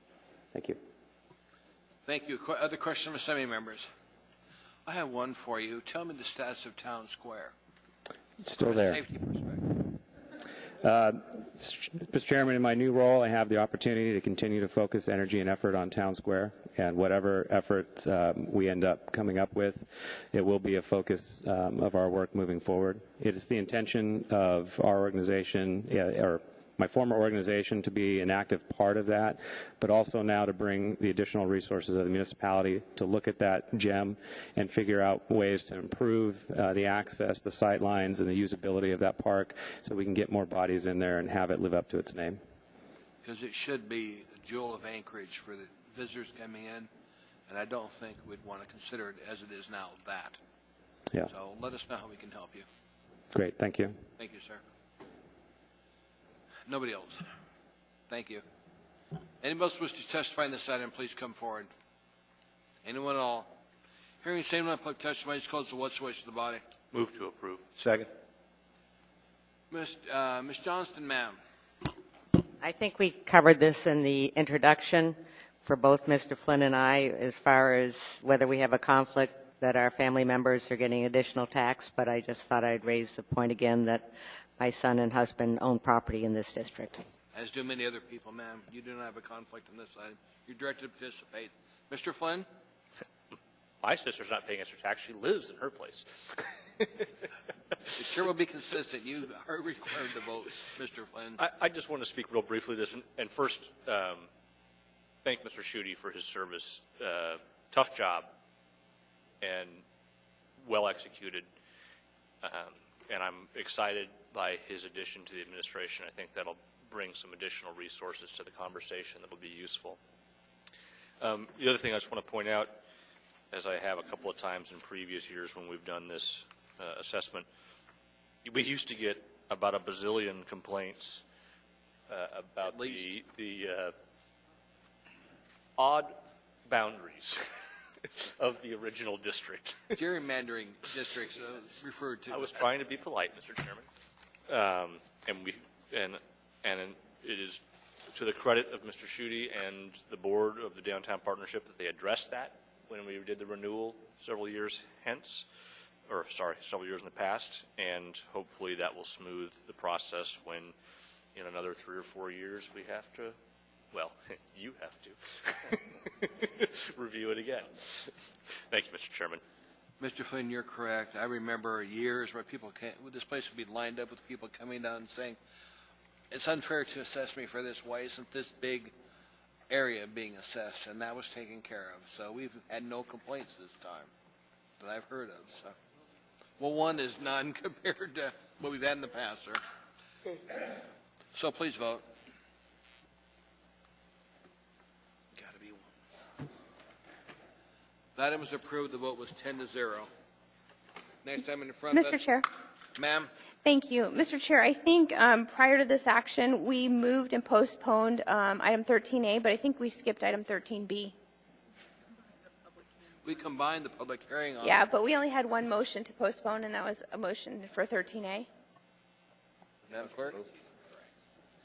Mr. Chair, if I... Says you're correct. I love it when I'm right. Mr. Chair, I'd like to move to continue the public hearing and postpone the item 13B till the meeting of September 29th. Second. Ask unanimous. See no objection. That's done.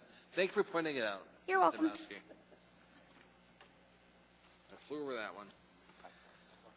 The next one is item 14B, Resolution AR 2015-221, a resolution of the municipality of Anchorage, Alaska, confirming and levying assessments for the sewer special improvement within levy upon collection, Luck Roll 15-S-1, setting date of payment, providing for penalties and interest in the event of delinquency. Anchorage Water and Wastewater Utility. And there is item 14, one that's with the same memorandum, AM 436-2015. Public hearing on this item is now open. Anybody wishing to testify, please come forward, state your name clearly for the record, and spell your last name. Anyone at all? Hearing and saying no, public testimony is closed. What's the wish of the body? Move to approve. Discussion from assembly members. Mr. Chairman? Sir. I'd like to make a motion to amend. I'm pretty sure on line 21 we need to add the date, which is August 11. Second. Moved and seconded and asked unanimous. Thank you, Mr. Flynn. That's done, Madam Clerk. Any other changes, Mr. Flynn? That's all, Mr. Chairman. Thank you. Okay. Please vote on the item. Uh-oh. I thought Granicus was keeping up with us.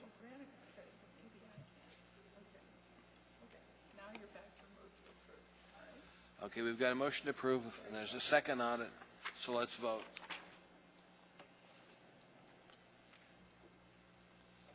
That was approved. The vote was 10-0. Next item in front of us is item 14C, Resolution AR 2015-222, a resolution of the municipality of Anchorage, Alaska, confirming and levying assessments for the water special improvement within levy upon connection, Luck Roll 15-W-1, setting date of payment, providing for penalties and interest in the event of delinquency from AWWU. Public hearing on this item is now open. Anybody wish to testify, please come forward. State your name clearly for the record and spare your last name if you would, please. Hearing saying no one, public testimony is closed. What's the wish of the body? Move to approve. Moved and seconded. Discussion from assembly members. Mr. Flynn. Same amendment, Mr. Chairman, on line 21 this time. Add the date August 11. Second. The amendment, ask unanimous consent on the amendment. Madam Clerk, that the amendment was approved. Adds the date to that particular line. And we have in front of us now for approval item 14C. I know.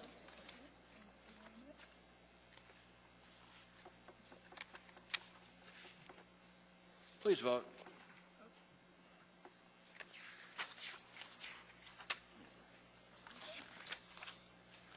That item was approved. The vote was 10-0.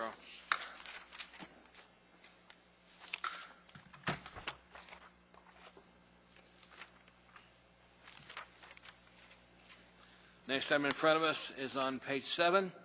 It's item 14D, Ordinance AO 2015-88, an ordinance approving the letter of agreement between the municipality of Anchorage and Public Employees Local 7 regarding pay for working out of classification, reducing the the 28-day period for public review and comments.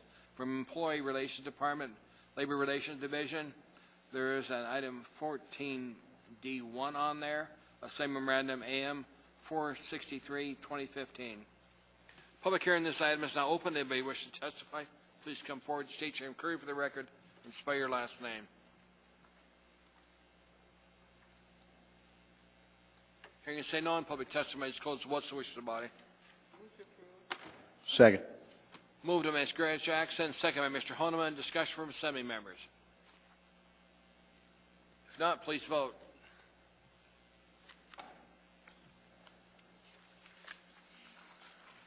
That was approved, 10-0. Next item in front of us is item 14E, ordinance 2015-89, an ordinance authorizing a land exchange agreement between the State of Alaska Department of Transportation and Public Works and the Municipality of Anchorage for the Glen Muldoon Interchange Project, Real Estate Department. There is a 14E1, the same memorandum comes along with it, AM 464, 2015. Public hearing on this item is now open. Anybody wish to testify, please come forward, state your inquiry for the record. Miss Osiander. Mr. Trainee, how quickly you forget. It looked the same to me, too, I understand. No, I watched her come in earlier, and I wanted to harass her because I used to use a different name on her. It was fun to play with you. How you doing, ma'am? I'm doing fine. Welcome back to the chambers. We'll clear one of us. There's a seat down there next to Mr. Owenman. No, thank you, sir. We won't let you vote, but you can sit there. No, thank you, sir. Great to see you again. Thanks, Dick. Mr. Chairman, my name is Debbie Osiander. I'm a member of the Board of Supervisors for the Chugiak Volunteer Fire Department.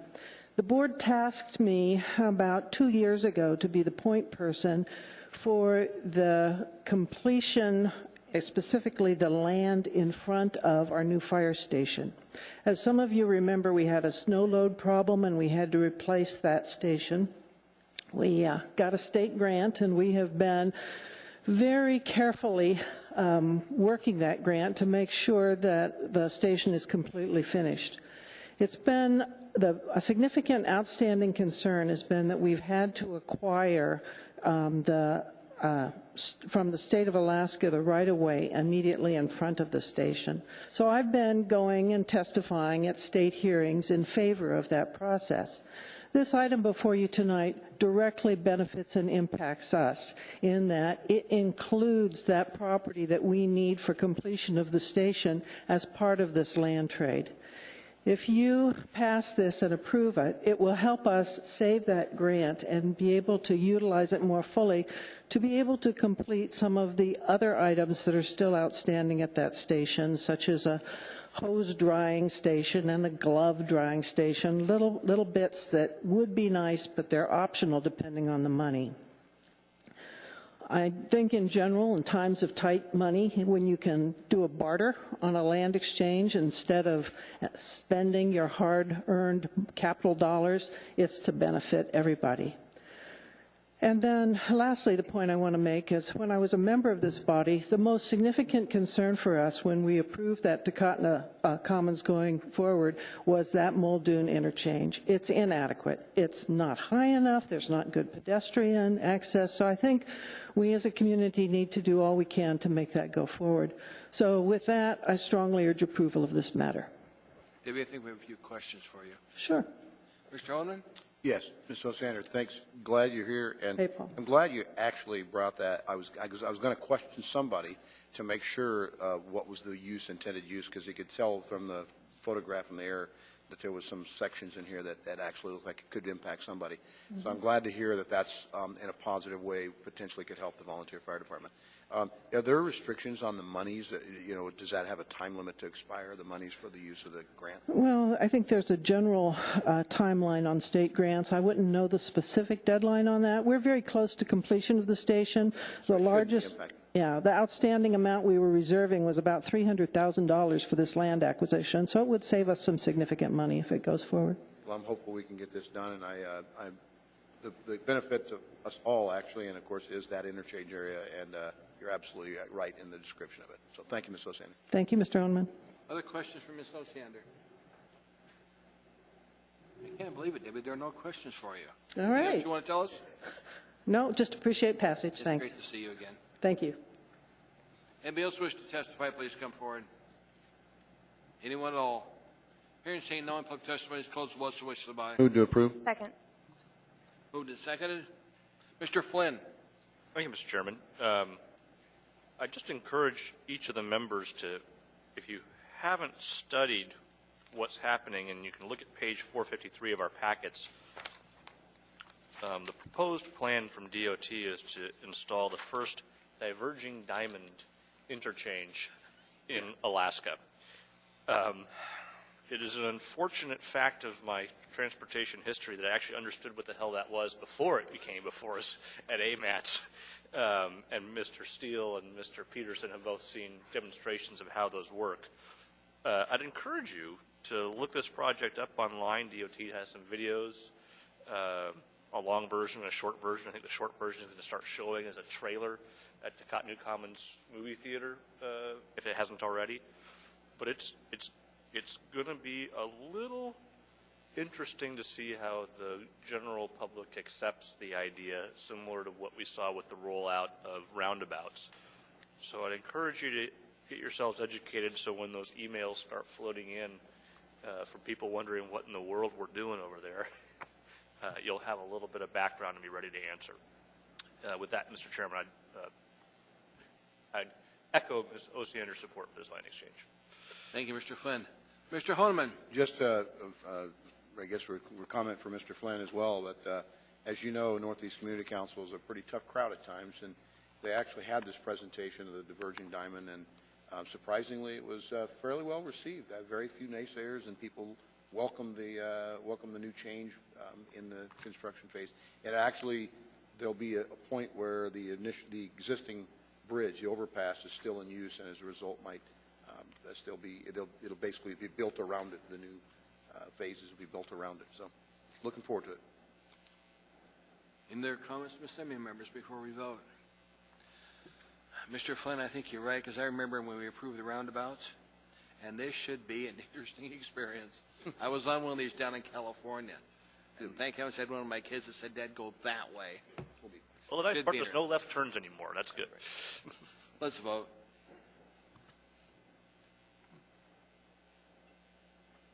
The item was approved by the body.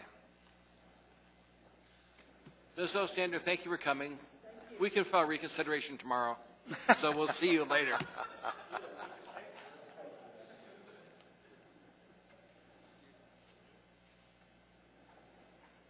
Next time in front of us. I had fun playing with her. Is item 14F, ordinance AO 2015-90, an ordinance authorizing a lease with Alaska Wireless Network, LLC, for telecommunications station equipment on the top crown structure of the Sullivan Arena. Real Estate Department, there's item 14F1, the same memorandum accompanying with it, AM 465, 2015. Public hearing is open on this item. Anybody wishing to testify, please come forward, state your name clearly, and spell your last name for the record, if you would, please. Anyone at all? Hearing and say no one. Public testimony is closed. What's the wish of the body? Move to approve. Comments from assembly members? Okay. Please vote. Item is approved by the body. The vote was 10-0. Item is approved.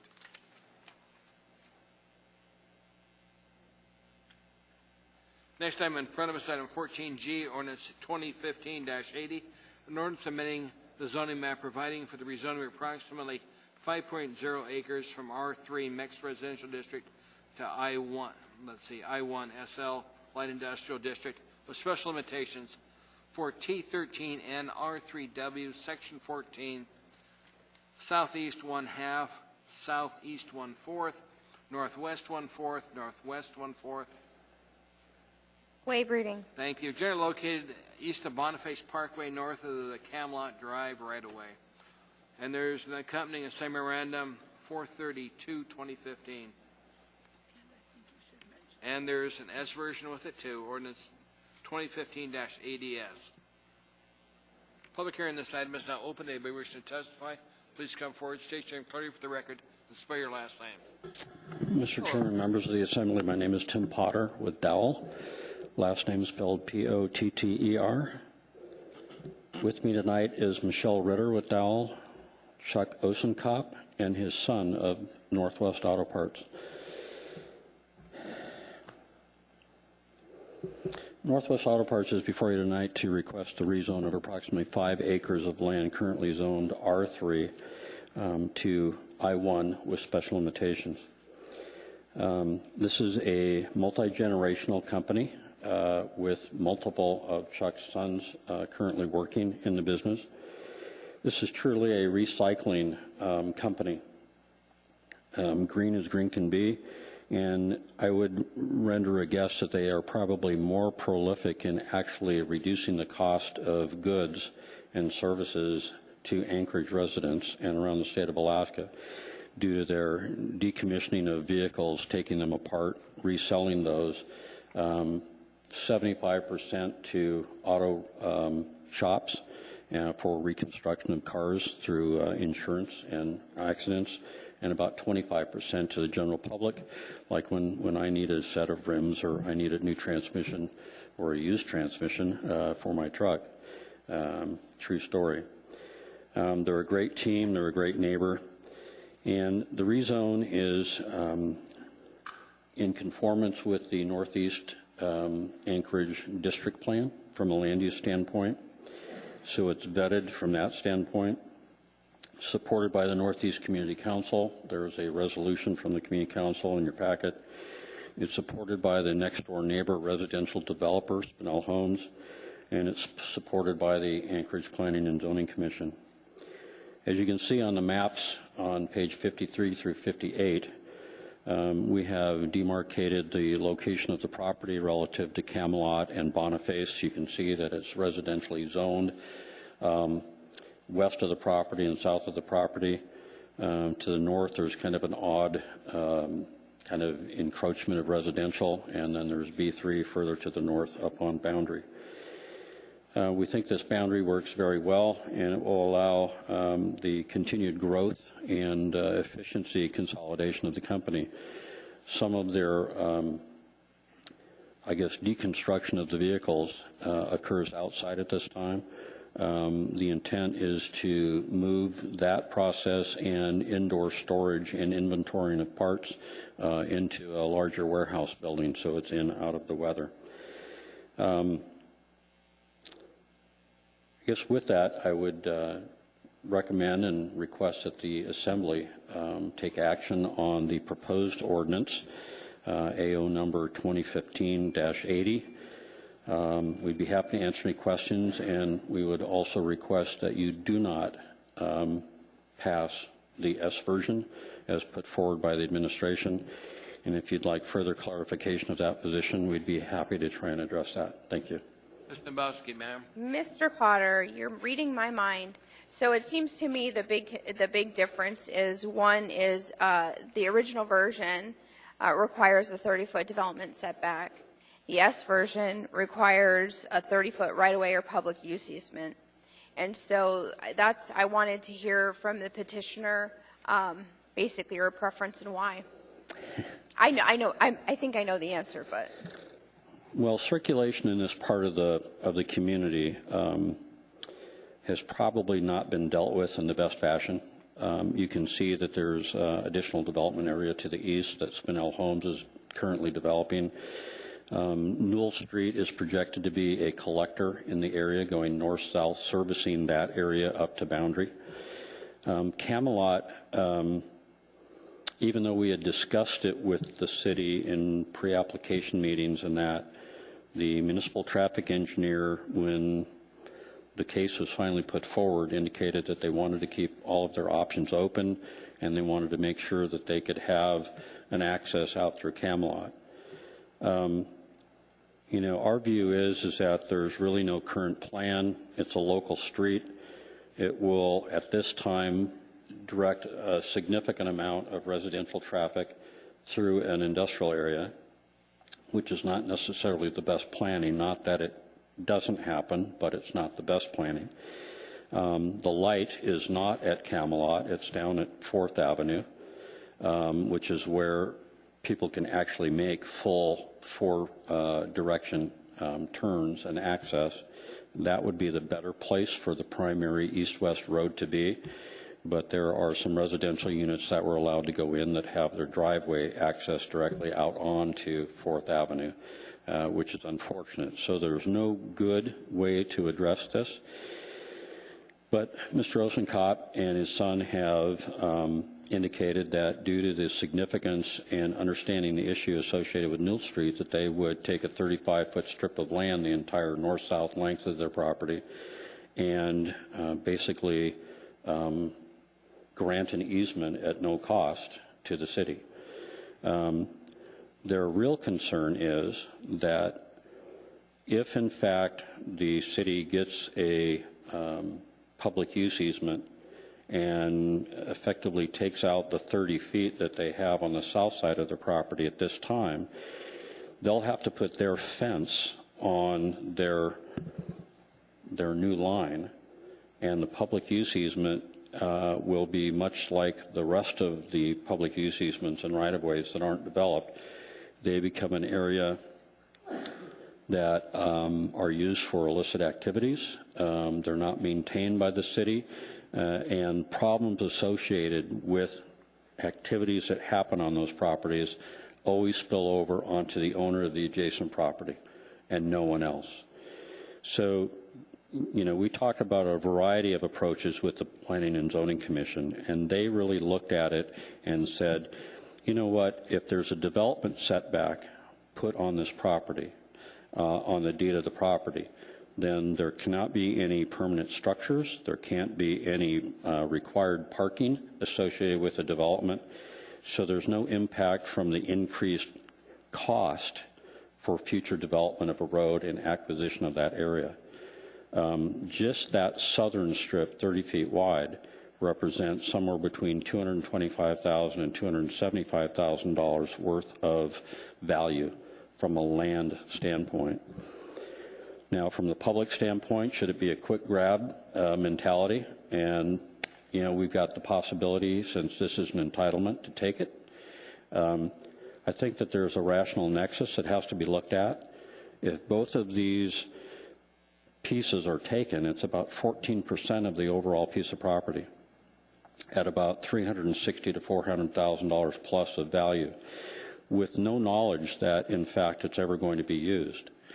You know, my real preference would have been to work with the municipal attorney and the planning department, come up with a road reservation that could go against the deed of the property.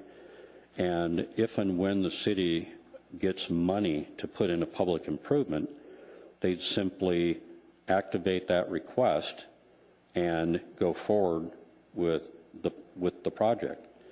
And that, in the interim, then the Osenkops could use that property. They'd be paying taxes on it, so that's a good thing for the public.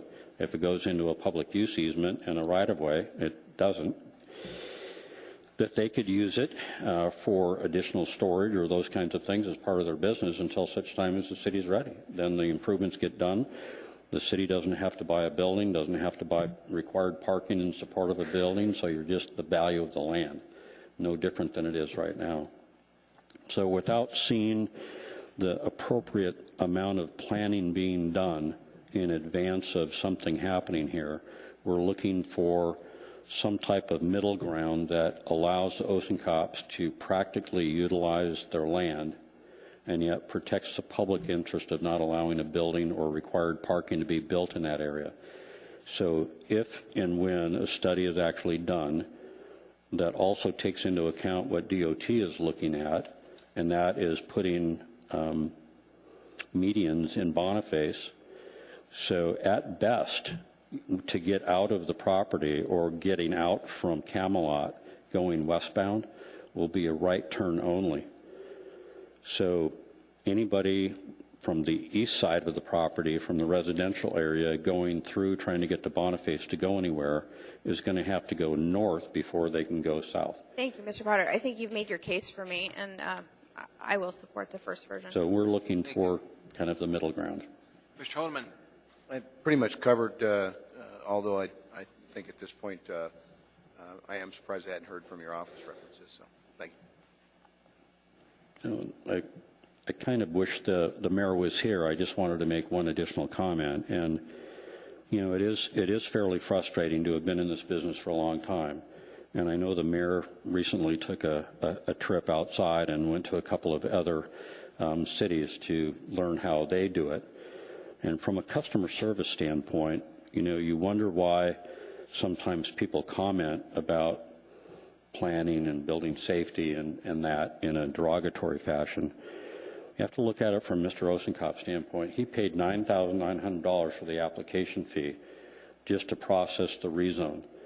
And yet when it came time for the administration to put forward an S version, having a significant value and time issue associated with it, he did not get a call. Dowell, as their identified representative, did not get a call. So when you pay 10 grand and you don't get any courtesy in response, it's something that needs to be taken care of. Now, I can give this administration a little bit of slack because it's a transition and it kind of happened in that overlap period.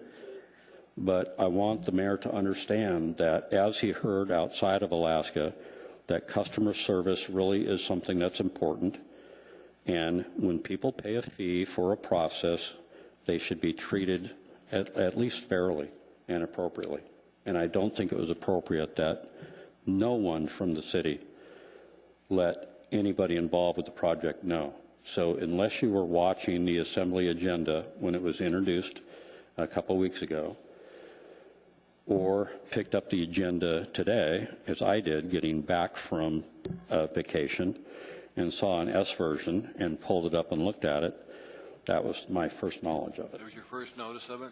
Well, Mr. Schutte is right behind you, and he is the one now tasked in charge of that department. Thank you, Ms. Dombowski. Anything else, Mr. Holman? Nope. Okay. Mr. Steele. Yes, Mr. Chairman. So if I understand it properly,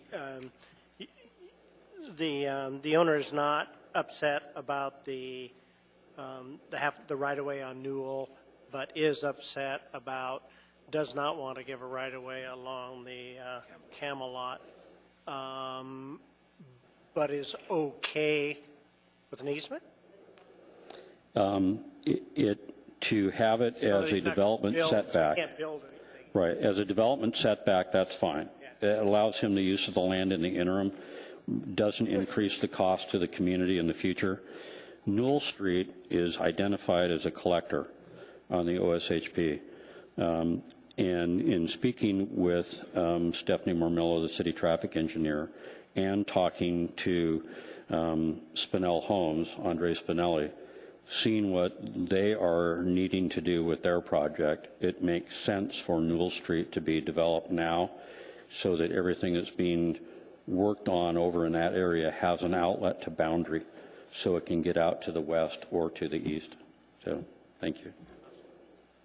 Thank you. There are no other questions. Thank you. Anybody else wish to testify, please come forward. Anyone at all? Sir. Okay. Hello, Mr. Smith. Hello. Don Smith, S-M-I-T-H.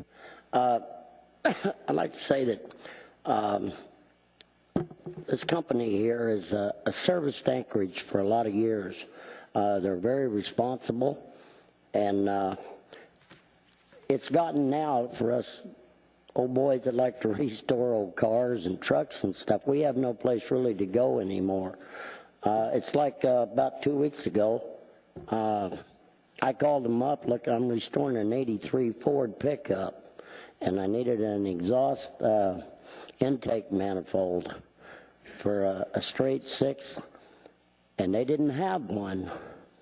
But they called me back 20 minutes later and told me where there was one out in Wasilla.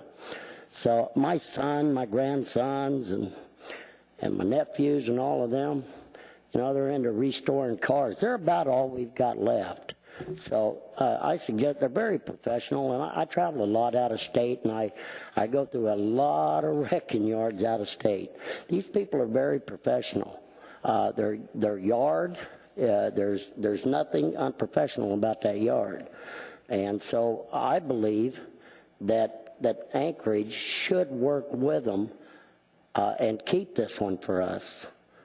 There are so many out there that, you know, that they're just junk piles. And but these people, we've got a good thing here for ourselves and for our kids and generations. And I think we should promote these people because they are actually very professional.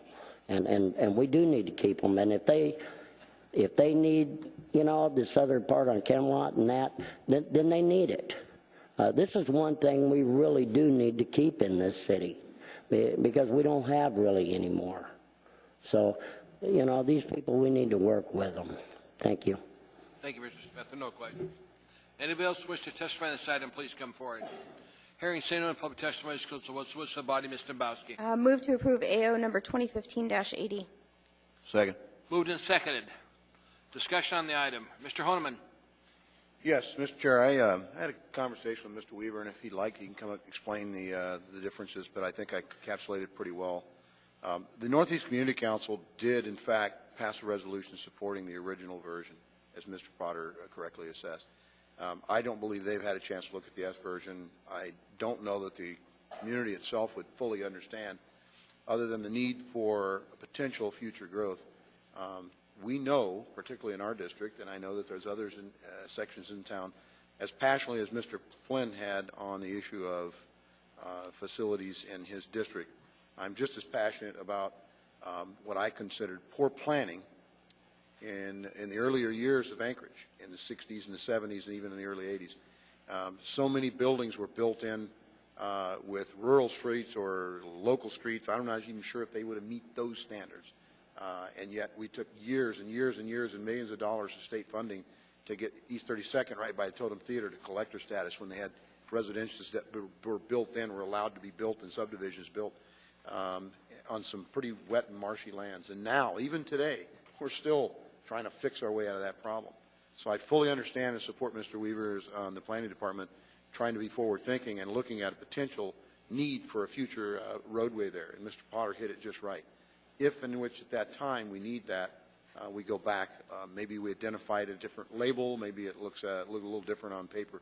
But I do believe that's sufficient rather than use of the S version at this time. So I will be in support of Ms. Dombrowski's motion. Thank you. Ms. Dombrowski, ma'am, you're next, and Ms. Gray-Jackson. Thank you, Mr. Chair. When I originally read this and I looked through P&Z's comments, you know, I think planning and zoning hit the mark, and they did a good job at finding really a compromise. You know, there's a 30-foot development setback, so if there needs to be a future road, we can go ahead and there will be room, and they won't have to take buildings down and all this other stuff. So considering what planning and zoning went through, understanding what the planning department was looking at, but recognizing the comments that Mr. Potter made tonight at the microphone, he has solidified and swayed me to support the original version. Ultimately, I recognize this was not a knee-jerk reaction of the Planning and Zoning Commission. They really did vet this out, and I think in this case, they hit the sweet spot, and I appreciate it. So I do support this original version. Thank you. Ms. Gray-Jackson, ma'am. Thank you, Mr. Chairman. I just want to begin saying I really appreciate all the technical comments that were being made in relationship to the original ordinance, and I appreciate Mr. Potter's comments. But I just want to remind folks, you know, we have a law, if you will, on the books, 2.30050, and Mr. Potter talked about the fact that he just saw the document online, I think today or whenever it was that he saw it. But remember, okay, if there is a substitute version, the sponsor has to provide a written summary of that, of the significant changes, okay, and that summary has to be publicly posted with the substitute version of the ordinance as a courtesy to the public. This law is on the books, and I just want to remind folks, you need to follow it. Thank you, Mr. Chairman. Thank you, ma'am. Other comments from assembly members? If not, please vote. Yes will approve it, and no will not.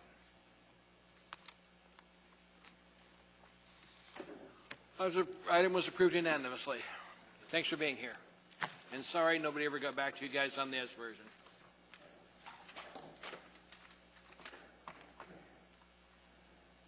Next item in front of us is item 14H, Ordinance AO 2015-81, ordinance amending the zoning map providing the rezoning of approximately 0.48 acres of land from R2A, two-family residential district, to R2M, Waive reading. multifamily residential district, for a 150-foot by 190-foot section of Lot 16, Section 9. Public hearing this item is now open. Anybody who wish to testify, please come forward. State your name clearly for the record and spell your last name. Welcome to the meeting, sir. Thank you, Mr. Chairman, members of the Assembly. My name is Jim Sawhill, S-A-W-H-I-L-L. I'm with Lounsbury & Associates and here tonight representing Shearline Construction in the request to rezone approximately a half an acre of land from R2A to R2M. The property is on Lake Otis Parkway, a little bit south of 76, their lower road. The land currently has a single-family home on it that is quite old and needs to be torn down and redeveloped. And again, we are surrounded on three sides by R2M property, and we have received endorsement of this proposal from the Abbott Loop Community Council and recommend for approval by the Planning and Zoning Commission. And we would request your support tonight and would be happy to answer any questions you might have. Thank you, sir. Questions from Assembly members? There don't appear. No, there. Mr. Honeman. Just, do you have any rough idea how many units might be going in there in lieu of one? The current plan is to put 7 condominium units on that property. On page 34 of the packet is a site plan that kind of shows the 16 South condominium project that it currently exists and as it would look with the addition of this property. Thank you. Sir, thank you. There don't appear to be any other questions. Great, thank you. Anybody else wish to testify on this item, please come forward. Anyone at all? Hearing and saying no, and public testimony is closed. What's the wish of the body? Move to approve. Second. Moved to second. Discussion for Assembly members. If not, please vote. The item is approved unanimously by the body. Next item in front of us is on page 8 of the agenda. It's item 14I, Resolution 2015-227, a resolution of the Municipality of Anchorage appropriating $1,155,459 contribution approved in the 2015 general operating budget from the Eagle River Chugach Parks and Recreation Service Area Fund 162. And this is the Eagle River Chugach Parks and Recreation Service Area Capital Improvement Project Fund. Public hearing on this item is now open. Anybody wish to testify? Please come forward, state your name clearly for the record, and spell your last name. Anyone at all? Hearing and say no, and public testimony is told. What's the wish of the body? Move to approve. Moved to second. Discussion from Assembly members. Please vote.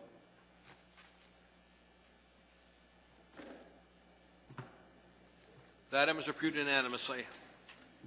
Next item in front of us is item 14J, Resolution 2015-231, a resolution of the Municipality of Anchorage appropriating $200,000 from the Upper O'Malley Limited Road Service Area Fund, LRSA, Fund 143, fund balance to the Upper O'Malley LRSA Fund 143, Public Works Department, 2015. Waive reading. Is for year-round road maintenance within the Upper O'Malley LRSA. Public hearing on this item is open. Anybody wish to testify, please come forward. State your name clearly for the record and spell your last name. Anyone at all? Hearing saying no, and public testimony is closed. What's the wish of the body? Move to approve. Discussion from Assembly members. If not, please vote. The item is approved unanimously. That completes our regularly scheduled agenda. We have nothing under special orders, nothing under unfinished agenda. We're now down to item 17, audience participation. If there's anybody here that wants to address the Assembly on any item, please come forward, state your name clearly, spell your last name. You'll have 3 minutes. Hi, my name is Thomas Pileski. I've been a resident. Sir, could you pull the microphone down? Excuse me? Pull the microphone at your mouth. There you go. Okay, thank you. We want to hear you. The reason I've never attended an Assembly meeting before. I've lived in Alaska for 30 years, and there was an issue that I thought was going to be addressed by the Assembly tonight, and that was, I think, a proposal for funding for homeless individuals. And the creation of housing alternatives for these people, which I believe would be a win-win situation That actually for. was dealt with earlier, sir. Excuse me. It was dealt with earlier. It was a business item on our agenda. It wasn't a public hearing item. This is the one that's down at Merrill Field, Okay. and we already approved that. Okay. Yeah. I apologize for that. The reason I'm here was I was under the impression that there was going to be some discussion. But tell us, what do you think about it? What do I think about it? Well, I'll tell you the truth. I think it's a win-win situation to develop housing for this population, simply because I think it'll have a positive impact on all sorts of issues that we face as residents of Anchorage. Use your imaginations. Crime, drugs, the recent string of deaths in that community really concerns me. We need, as a person who has worked in mental health for a long, long time, I think that what makes or breaks an individual coming to a decision that they want to improve their lives and they're admitting they have a problem, with something, a substance or whatever, housing. If we don't have follow-up available for these people at the time they want to make that decision and move forward, if they don't have more stability, which housing, of course, would provide in their lives, it's going to be difficult for these individuals to get to where they want to go. And as I said, I think we're all probably in favor of decreasing the size of this population in our community. So that's... Thank you, sir. We got one question for you, if you don't mind. Yeah. Mr. Honeman. Just really a comment. I think you'll be happy to know that we approved the funding that's dedicated to that. I believe it's 53 rooms. Is that right, Mr. Mayor? 53 rooms that will be available for a portion. Is that the number, Mr. Mayor? 53? 56? Okay. 3 more than I thought. 56 rooms, approved housing? Yeah. For permanent housing for the... Really? Okay. Well, I guess I'm going to have to read the paper more often because I didn't know that. Okay, Well, that's very, very good news. It should be in the paper tomorrow, sir. Okay, great, Approved it tonight. great. You'll be happy to know. Thanks for coming down here, sir. Okay, thank you. Welcome to your Be first straight. meeting. Come back and see us again. Please. I will. I certainly will. Thank you. Anybody else wish to testify, please come forward. Welcome, sir. Good evening. My name is Charles McKee, and I want to bring it to your attention that I had submitted to the Assembly clerks received 62315, and this is addressing the Anchorage Assembly pertaining to a issue with a citation and court and the contract with Doyon with Anchorage Animal Control situation and their policy of a 15-day window on your, once they don't recognize your submission for an appeal for an evaluation. If you miss that 15 days, I had submitted a request 2 months before I got the ticket on the gate indicating I had 15 days. They never acknowledged that, and that was the issue, and now it becomes I have to come before the Assembly and ask the mayor to receive a letter from me, and I have 15 copies, one for every one of you and as well as mayor.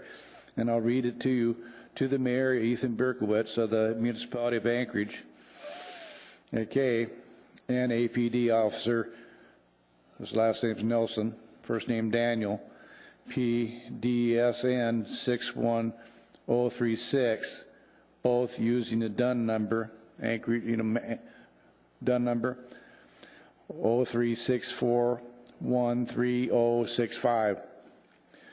I accept for value, full faith and credit yours, Mayor Ethan Berkowitz, and Officer Nelson Daniel P. DSN number 61036, bond and oath of office. By Charles Addison McKee, August 11th, 2015.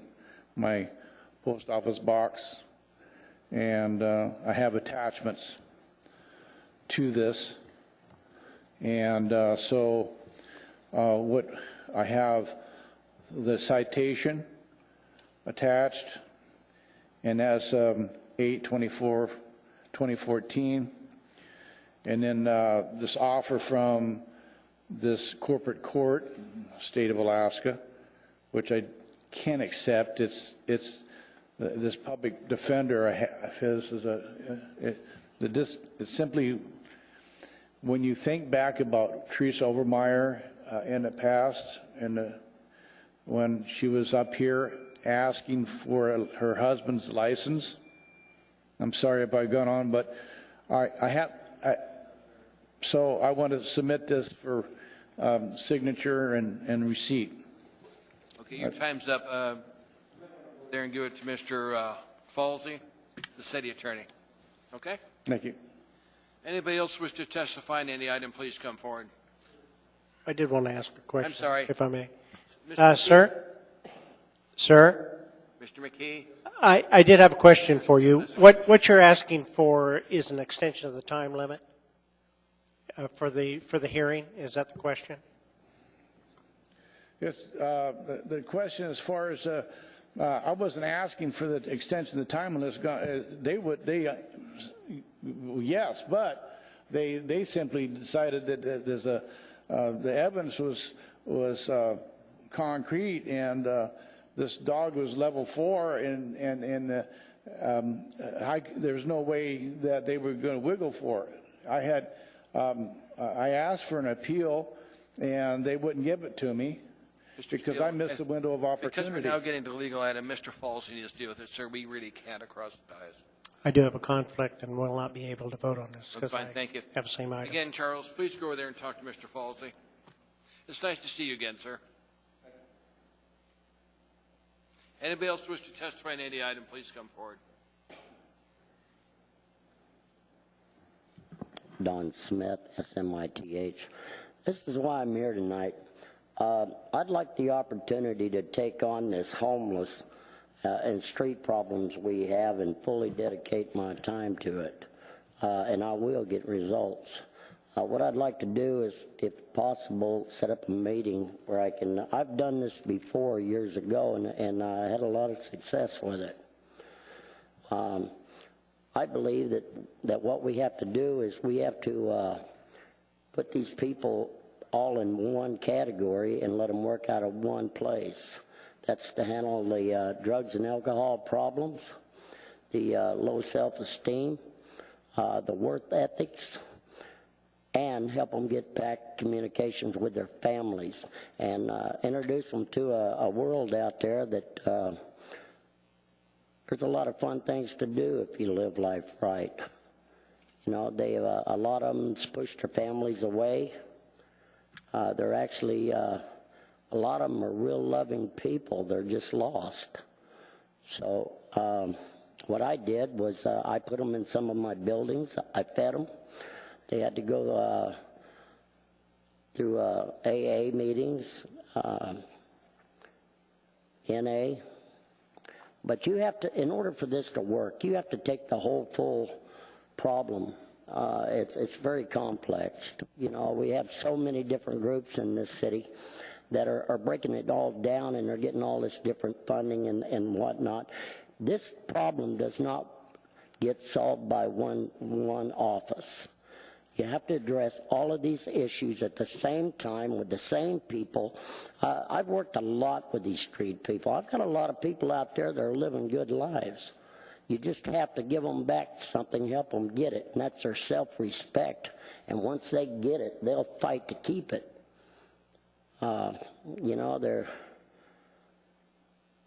It just doesn't work when you start breaking it all up. You have to have all of this in the same house, and you have to devote 24 hours a day for these to work.